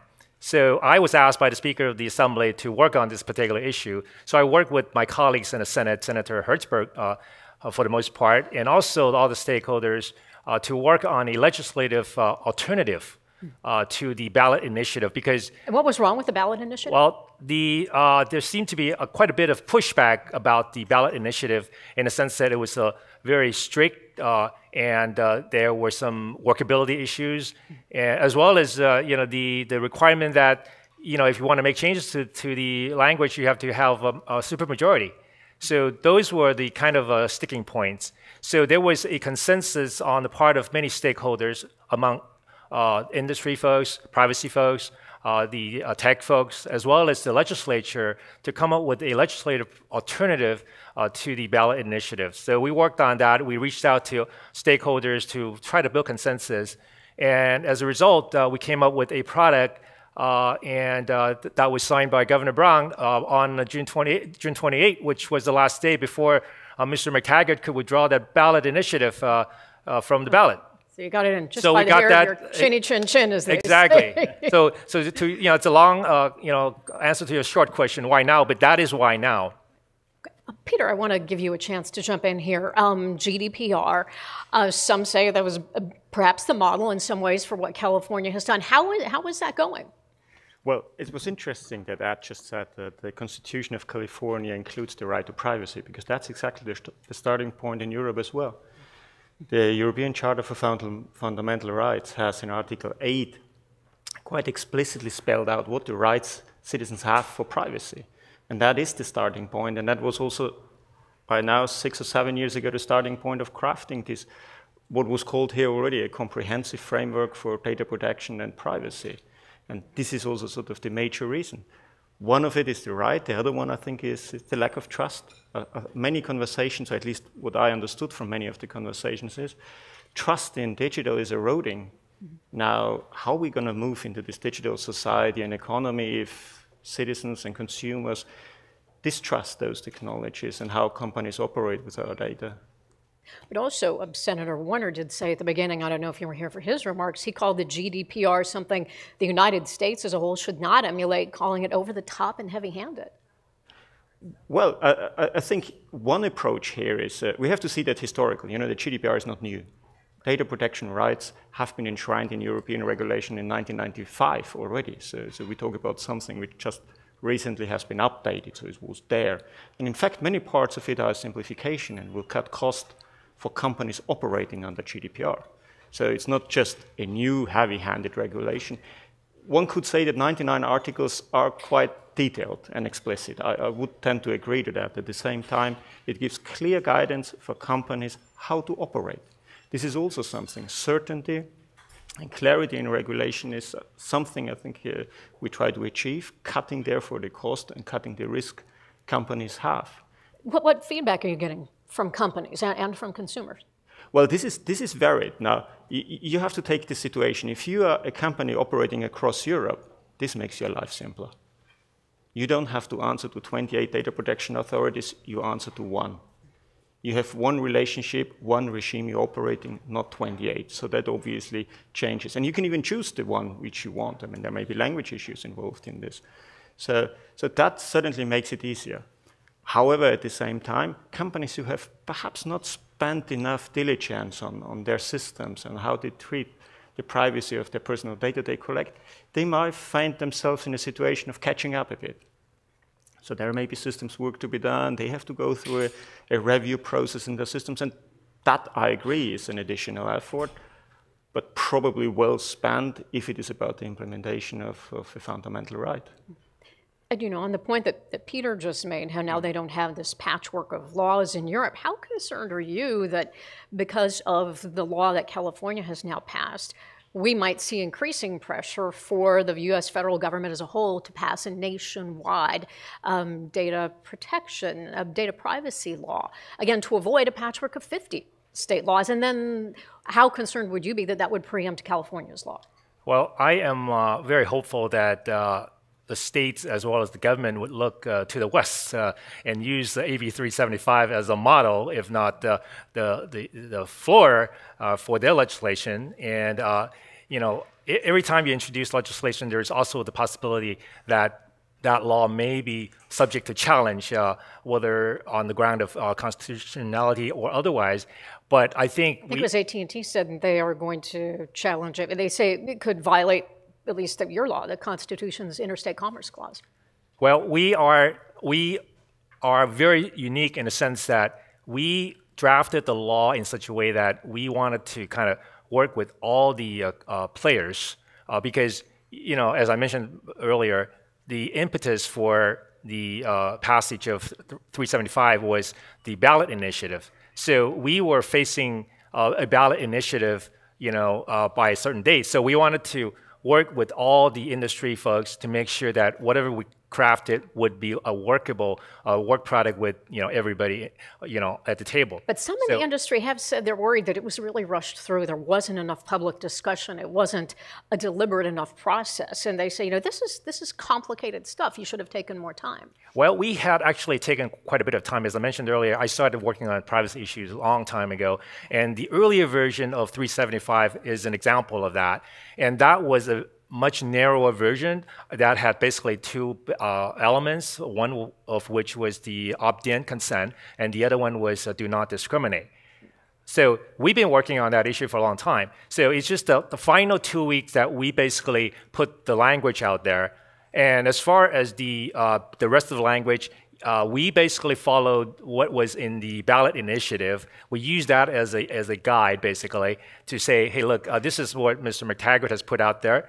And why don't we try to pick out some of the concept, at least, from his initiative, so that we could craft something that's suitable for California as a whole. And because one of the challenges for us was to convince Mr. McTaggart to withdraw his ballot initiative by that June 28th date. And the beauty about doing it through the legislature is that we have the ability to deliberate more closely, and we could amend the law a little easier than, let's say, the ballot initiative. Peter, when we left off, you were talking about how you said GDPR has made life easier for European companies. So what do you say, though, to those who are concerned that it does stifle innovation and creativity? I think it was the Senator Senator Warner, who said earlier, the US innovates, Europe regulates. Yeah. I think this argument that any regulation stifles innovation is a short form of a longer conversation, because I'm not entirely sure whether any regulation is stifling innovation. There may be cases, but we don't believe that the GDPR is one of those cases. And there are actually provisions in there which are unusual for regulation at the European level, go into this direction of enabling innovation. It gives companies ideas, how to make their systems and services better in terms of the privacy of personal data. They suggest the use of pseudonymization, so technologies which are not yet there on the market necessarily. They talk about anonymization, how this should be done and how this could be working, to give companies also this wish to have tools or demand tools from the software industry in order to implement that. So I think we would have a reasonable expectation that there are startups now developing tools to give into the hands of companies and startups to better work with personal data and make that simpler. How is enforcement going? Because I know here in the United States, for instance, it's unclear who would enforce if we had a national law like yours. I know the head of the FTC has said they actually don't have the authority to regulate data privacy, though they are having a hearing actually right now across town as we speak, examining that very issue. Now, there were quite a few people who believed on the 26th of May there would be letters going out for fining companies, so this hasn't happened. And hasn't happened so far. Haven't had any enforcement actions? Everyone's following the law. Now, this is not necessarily true, but what we do have is a due process. So if a complaint comes in, the Data Protection Authority launches after examination a due process, getting in a conversation with the company, because none of these issues are sort of simply, you are wrong, you are right. They need to be examined. And there are cases on the way where this is being examined. However, enforcement is super important, and we have seen with the GDPR, this rise the big interest, the 4% was the big thing in it. But the motivation is behavioral change. This is the point. The GDPR wants to effect over perhaps decades a behavioral change of how companies, and I'm not only talking about companies, organizations deal with personal data. Let's go to our audience now, get them involved in the conversation. If you would hold up your hand and identify yourself. And while we're thinking about it, I wanted to go ahead and ask you a question. Both California and GDPR really put the onus on the consumer. Is that a problem? And do you think consumers really understand their responsibilities and rights under these laws? I think one of the things that I've noticed is that consumers don't even know what rights they have. And I think the passage of 375 is a testament that, first of all, we can all work together. And it is also, for consumers, a a huge victory because it, first of all, for the first time, we are saying that consumers have rights when it comes to data protection. We're seeing that they have a right to, for example, ask about what information is being collected from them. And also they have the right to delete information. They have the right to find out exactly what information, how information is being derived and how it's being used. They also have a right to, let's say, bring an action in court. And so I think one of the benefits about this law is that it basically validates the consumer's right regarding data privacy. I mean, in Europe, are citizens taking advantage of this? I mean, how much are they really using GDPR? Yeah, it's a super important question. And already when the GDPR was enacted, we understood that consent is maybe not the ideal model for the future. We all know when we go out to websites, we give a lot of consent without knowing or tracking and forgetting. Reading. So this is pretty messy. So we shouldn't expect that users will follow that as careful as sometimes we would like to believe. However, this again is an opportunity for organizations to come up with new models of consent. Let a company manage consent for you. There are technologies out there going in this direction to make life for the user more simple, provide this like a service to the citizens or to the user. And I think we will see a lot of development around how this consent could be managed, how the rights can be exercised. And actually, I'm coaching the startup working in this area already. They've been thinking, okay, what is the opportunity coming through this new regulation?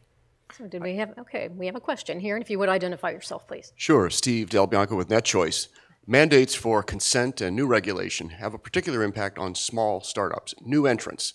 Nearly all the innovation we now enjoy and some fear started with a small company who offered free services, collecting data, and often using that data to monetize it for advertising. But now, a new startup confronts a user with a question that says, may we collect and use your data?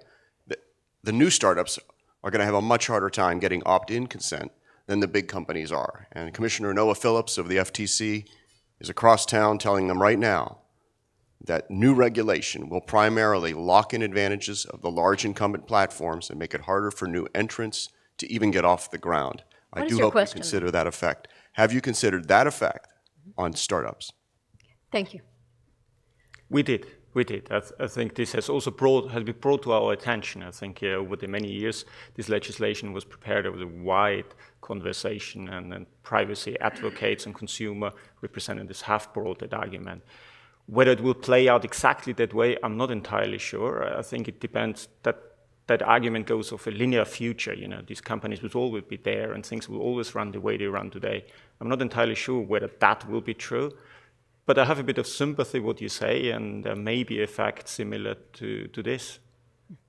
Ed, any concerns? Yeah, I think the challenge is always how do you strike the balance? I think in my case, as I mentioned before, California, in California, privacy is a constitutional right. So on the other hand, we have a number of companies, including household names, as well as startups in California starting up. So how do you strike that balance?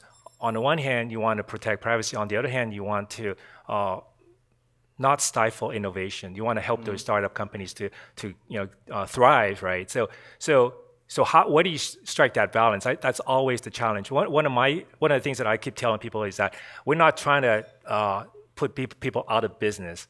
All we're trying to do is to seek that balance. So that's the reason why we always try to reach out to folks to say, look, what can we do? So I tell people, and I tell industry, inaction is no longer an option.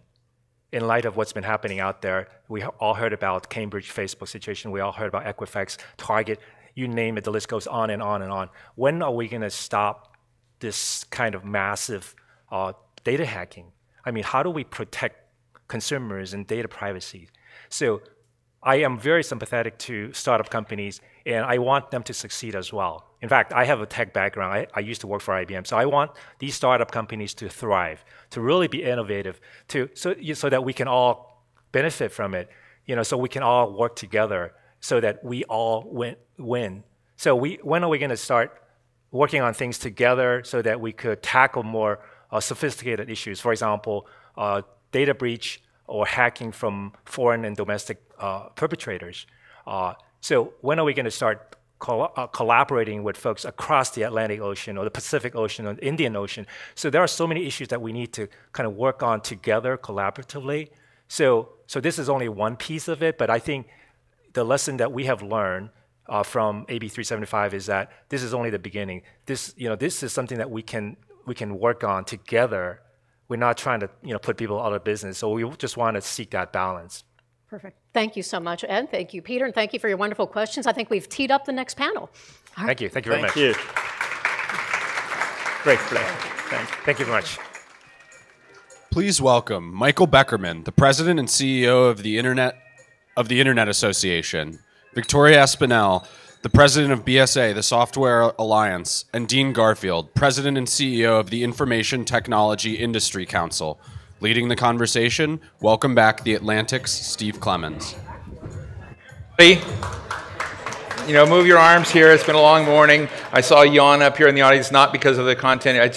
It's been a tight morning. So great to have you. Dean, you're looking very relaxed. I kept thinking people should lie down up here and come into my chamber. But anyway, let me just start out. You guys are all representatives of industry, various components of industry, yet you're all different. We had Ed Zhao up there, and we had Peter Fadelnik, who's from the European Union. Do you look at Congressman Zhao and the Europeans as friends or foes?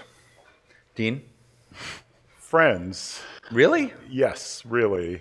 I think these are, in fact, the issues that we're talking about are some of the most significant economical, societal issues of the day.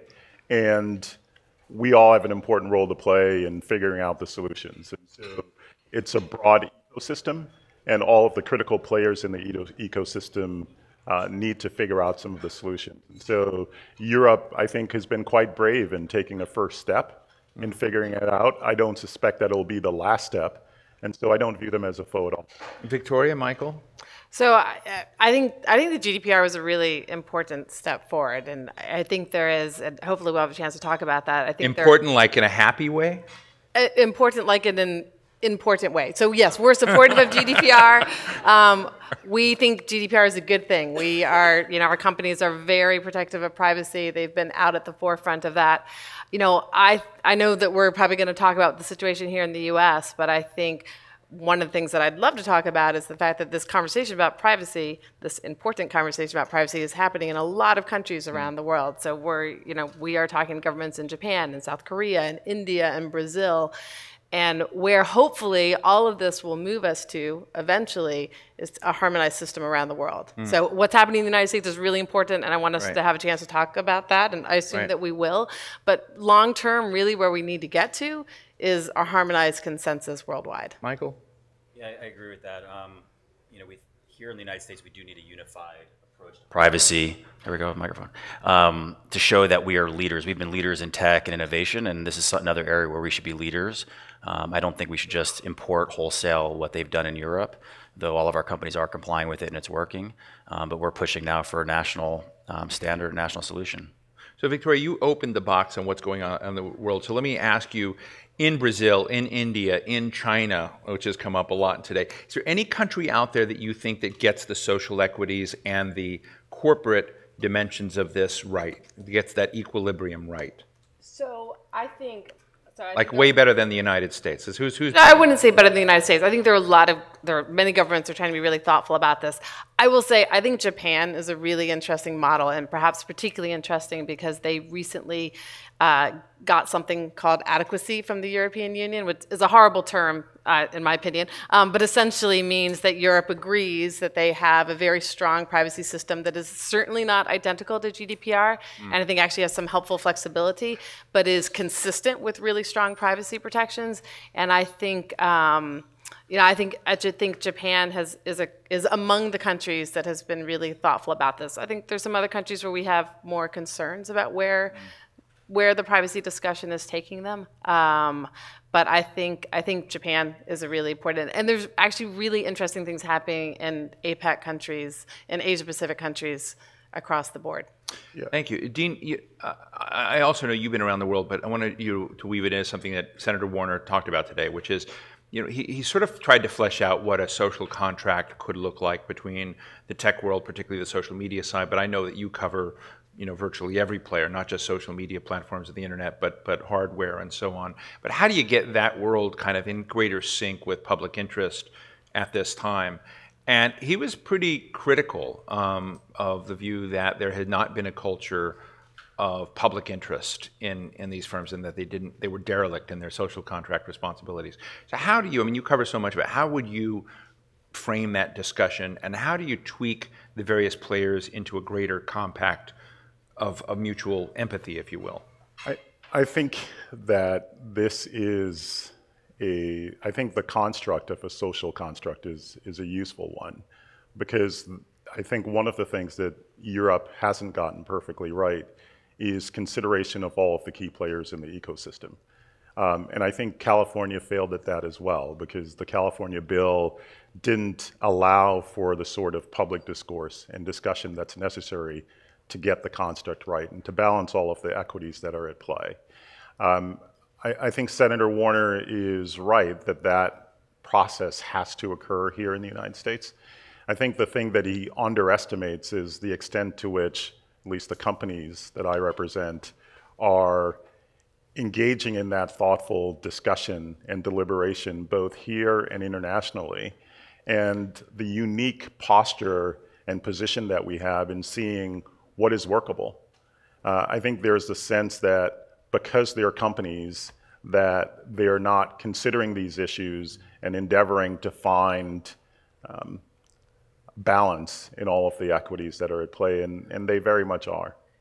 Can I jump in on that too? Sure. I disagree with the premise or the idea that, at least for internet companies, that they're not in sync with society or individuals. You'd be hard pressed to find another industry that's able to change as quickly as our companies do, or as in tune with individual users. If people aren't happy with privacy settings, they always add new tools, and these companies are constantly evolving to meet the needs and expectations of their users, and that doesn't really happen anywhere else. You think about airlines, and they just keep making the seats smaller no matter what people say, or any other industry.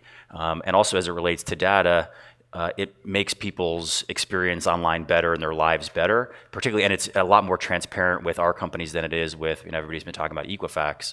If you're not happy with, name the app or website that you're using, you can stop using it if you want, and you can delete your data and all these things, but there's so many other actors out there in the ecosystem that you're just not even aware of, and you can't cancel your account. You can't say, I don't want to be your customer anymore, because that's just not an option. Yeah, I think the other thing that Senator Warner underestimates or doesn't give enough sense to in his conversation is just how complex these issues are.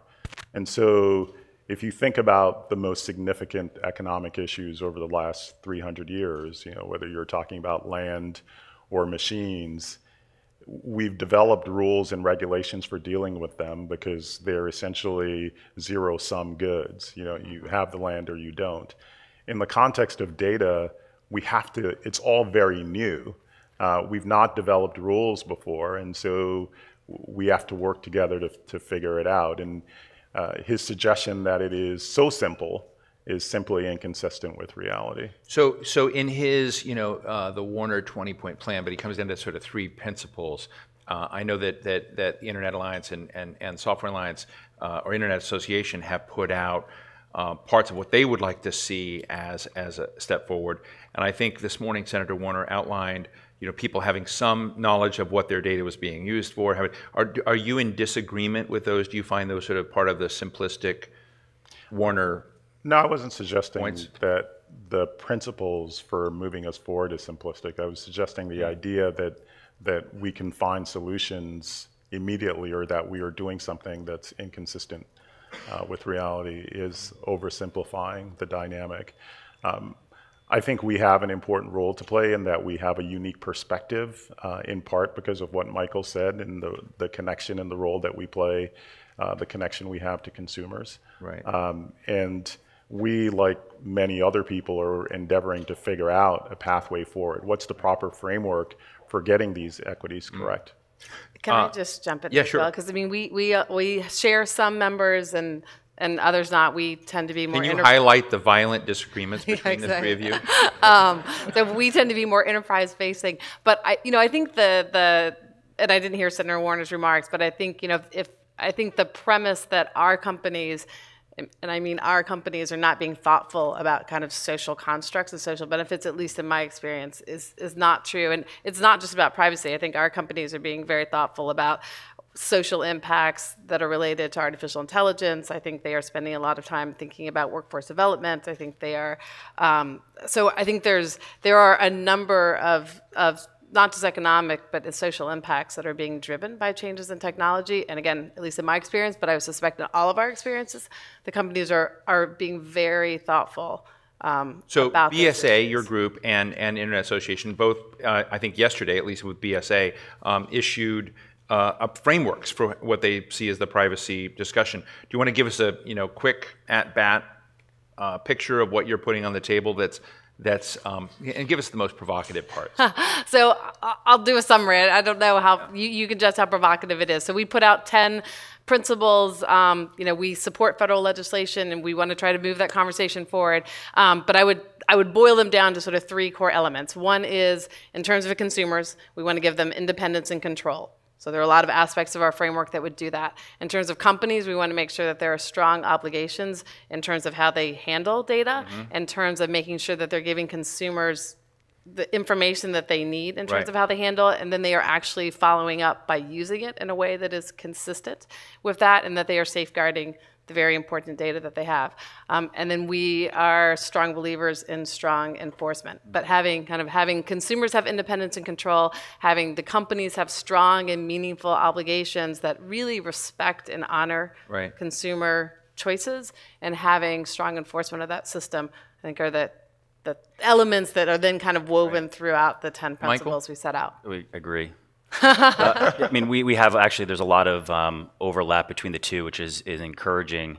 This needs to be economy-wide. Again, our collective companies and tech companies generally get the most attention as it relates to privacy, and that's fine. And I would argue that our companies are on the cutting edge in the way they're thinking about this and being responsible and transparent and providing new tools. That always needs to evolve, and that needs to continue, but it does need to be economy-wide because there are a lot of, we're in the digital age. Every company now is using data in some way, and people have the right to know how their information is being used, have transparency and tools. A lot of that exists online, but it should exist economy-wide, but also we need to do it right. When you look at the growth that we've had here in the United States and the leadership we've had, particularly in the internet and technology sector, that's something we want to continue and allow for new business models to come about. So it needs to be done in a way that continues to have innovation, as we're protecting people and giving people choice and transparency, and allows for all different business models to thrive. Even, the business models that we know today and that exist, and they're all, different, but also business models maybe we don't think about today that might come about in the future. And we, again, want to be leaders in that are creating jobs and value. And so we do have a lot of overlap. And if you look at our principles, they are very in depth with the intent of having actual legislation go. And we're going to work really hard over the next few months and certainly into next year after the election to get this done.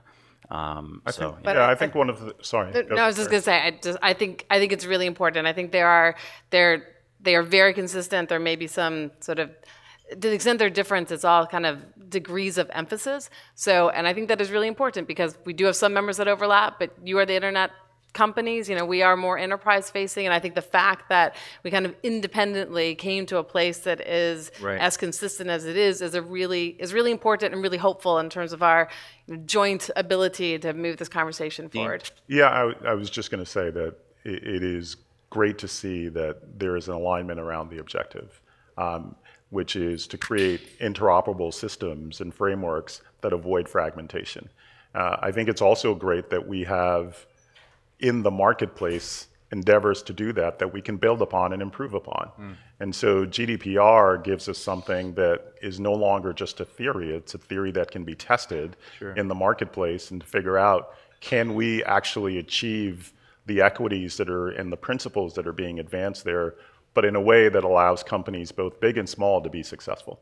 As I've been listening to this conversation just with the different stakeholders in it today, I'm asking you this, Dean, it's a very high concept question. I've been wondering if we're somehow deluding ourselves that the rules we set, the norms we set, even in reaction to the GDPR or a California congressman, is somehow missing the picture. That when you look at where the future of the global middle class is, the United States is not going to contribute a whole bunch to that. It's going to be in Asia, South Asia. And so the question of other norms and practices, and this brings us really into China.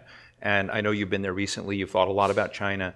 And I'm just wondering, you know, when China can get Google to agree to censored searches, or China is not having... I think there's a presumption there. Well, I would love to hear your view on that. But when you look at the fact that they're probably not having this conversation in Shanghai or Beijing like we are, it makes me wonder, when you kind of look down the road, does this kind of concern become an inhibitor to growth, an inhibitor to success, in a way that begins to create benefits for Chinese competition in sort of a different... I know it's a high concept question, but I think we're in the international space, and I think these norms internationally are going to be determined by the growth in markets. And that's not, in my view, going to be the United States. So how do you see it? Tell me where I'm wrong. It was simply the point, suggestion that we know Google's plans, and I don't. So but you're closer to knowing them than I do, so what do you suspect? I have no suspicion on that issue. I'm sure they'll tell you what they think. This is off the record. It's all off the record. I'm just among friends. I think, given what you described on what's happening all around the world, that it becomes particularly important to have systems that are interoperable. And second, I think, as a result, companies that operate globally become particularly important in informing this conversation, because those companies are actually seeing what's happening everywhere and can try to make sense of it and contribute to this conversation. Interestingly enough, I was in China last week, and they are thinking about privacy, but you're right, Steve, the way that they think about it has nuances that's very different than the way we do. They're thinking about privacy, but interrelated to their considerations of privacy are issues around national security. And so is anything not national security in China? No, not at all. In fact, when you take off on Air China, they immediately announce that the cabin is being recorded. And so the considerations are different there. I think Victoria's point about the fact that there is really interesting work happening in Asia generally and in other parts of the world, and how can we endeavor, because these issues are so interrelated and so global. When you travel around the world, you want the rules to be largely consistent. You don't want to get off a plane in China or get off a plane in Brazil and not have your phone work. In the same way, you want to have your privacy protected as you move around the world. And so that's one of the things that we are working hard at in this conversation, both in the United States and in the rest of the world. Victoria, you want to comment? Well, so it sounded to me potentially like one of the underlying premises of your question is that strong privacy protection could be a competitive disadvantage. And so I just want to be clear that we don't think that's true. I mean, our companies are doing I'm just raising the question. Right. I don't know the answer to it. It's just... So I have to tell you, going to Asia a lot, and industry after industry after industry, the sort of some of the normative questions we struggle with, they don't. And you can look at genetics, you can look at a lot of other areas, and I think that the Chinese or my friends in Korea often look at that, the absence of those constraints, as opportunity for them. In contrast, so I'm just giving you the way they look at it. Exactly. So, but my only point is I don't buy into that, and I think. Strong privacy, you can be very competitive and strong privacy protections. I mean, I think our companies do it because they're trying to respond to what their customers and consumers want, but I don't think that's a drag on competition. I think there are other policy approaches that China, among other countries, could adopt that I would not consider to be privacy protective. I think they are much more about trying to keep data inside the borders of those countries, and I think those have real competitive consequences on things like cloud computing, on the development of artificial intelligence. So, those I think would be a real concern. But high standards for privacy around the world, and just we think before would be I go to helpful. the audience, Michael, I want to ask you a question.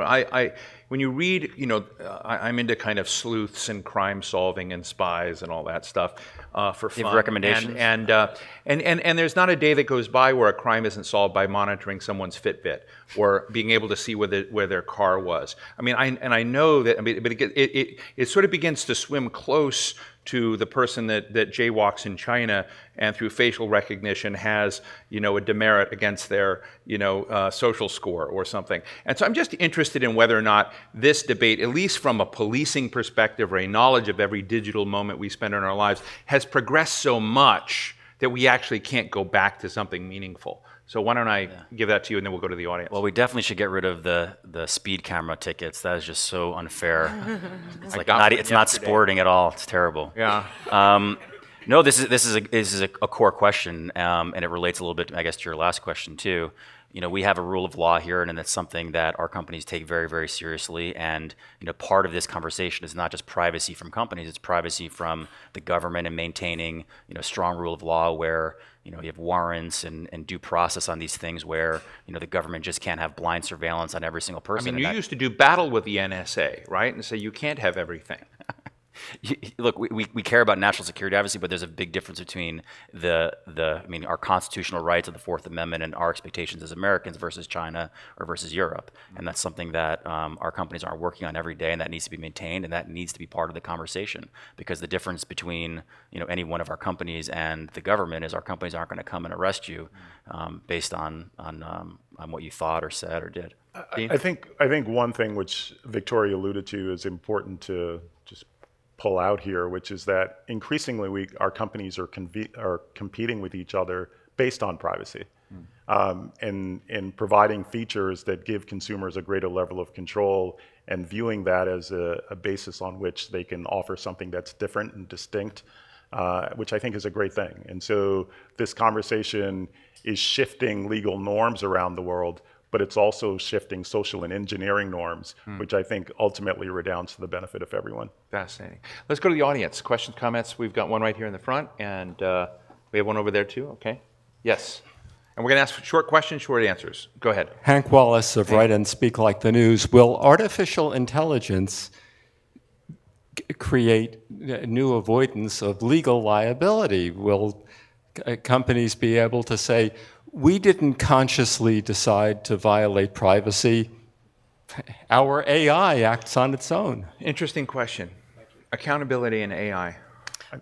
So I think certainly not from our perspective, right? One of the things that we think is core in terms of our privacy framework is making sure that there are those strong obligations on the companies that are enforceable. And then separately in terms of, or I guess relatedly, in terms of artificial intelligence and accountability, I mean, that is something, that is one of the issues that we are really spending a lot of time thinking about. Decision-making and liability rules have been out there for a long time, so it's not like that is an area where there's no precedent going forward, but I think, in terms of decision-making, and for our companies, mostly what they use AI for is to let people make better decisions themselves rather than the AI. I think we'll all be having conversations about that. Yeah, but to your specific question about privacy, I think the answer is no. I don't think that AI is going to give companies an ability to avoid important privacy obligations. Yeah, I think whether it does or not will be determined by us, because human beings have to set the rules such that these systems are human-centered. The machines won't set the rule. And so we still have time to shape it in a way that serves our purposes. Yes.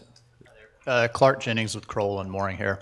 A quick international question. You've talked about multiple times the ultimate goal of global harmonization and consensus, which industry would, of course, appreciate. I think the concern is that from the EU's approach, they would prefer to export that global consensus in the form of GDPR. So piggybacking off of Steve, Victoria, other points that you raised, how do we ensure that the Asia Pacific, you mentioned APEC, of course, there's cross-border privacy rules there. How do we ensure that these growth markets and kind of the global South writ large has a voice in this debate? What's industry's role? What's the U.S. role? Terrific question.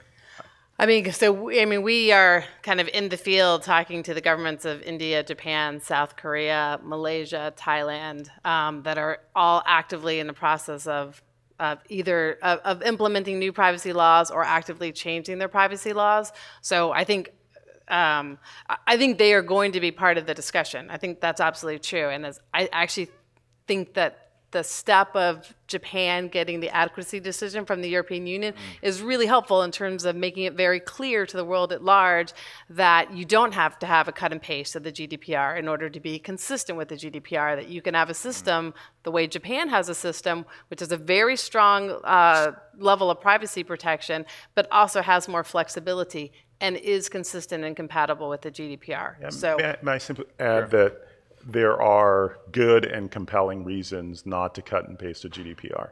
And so the foundational principles of the GDPR are good ones, but then on top of that are processes that I think will ultimately encumber businesses' ability to operate in Europe. And I think will actually end up harming Europe in the same way that 10 years ago, the leaders in mobility were based in Europe, and today they're not because of many of the regulations that were put in place there. And so I think there are compelling reasons not to have GDPR be the final word, in spite of the fact that companies are working to. Well, let me ask you, just Paul, I'm going to go to this person in the back in a moment, but just building off this excellent question, is there any chance at all, as we think about a privacy framework or privacy law, in the next Congress, which has been discussed a lot this morning, that what the United States does, and take your industry hats off and give me your most cynical self. Do you think that what the U.S. does could ever be actually a global benchmark and we actually become the extraterritorial norm setter? I think absolutely. I was sorry. I think, I think it depends what you mean by benchmark, because I actually, I think it makes sense for countries to have different systems based on what their public, what their consumers, what the individuals in that country, what their expectations are. And so I think I think the standards should be high, but I think there's some logic to the fact that it will be different country to country. So I think it depends what you mean by benchmark. I think the U.S. is and will continue to be an example to the rest of the world. So I think what we do here in the U.S. Congress is really significant, because I think countries will look to it as among the examples that they have before them as they're considering. So he's a scale of 10. He says a 10. You say a 7. Well, I agree. I mean, I agree with Victoria, but I think another way. You're a 7 also.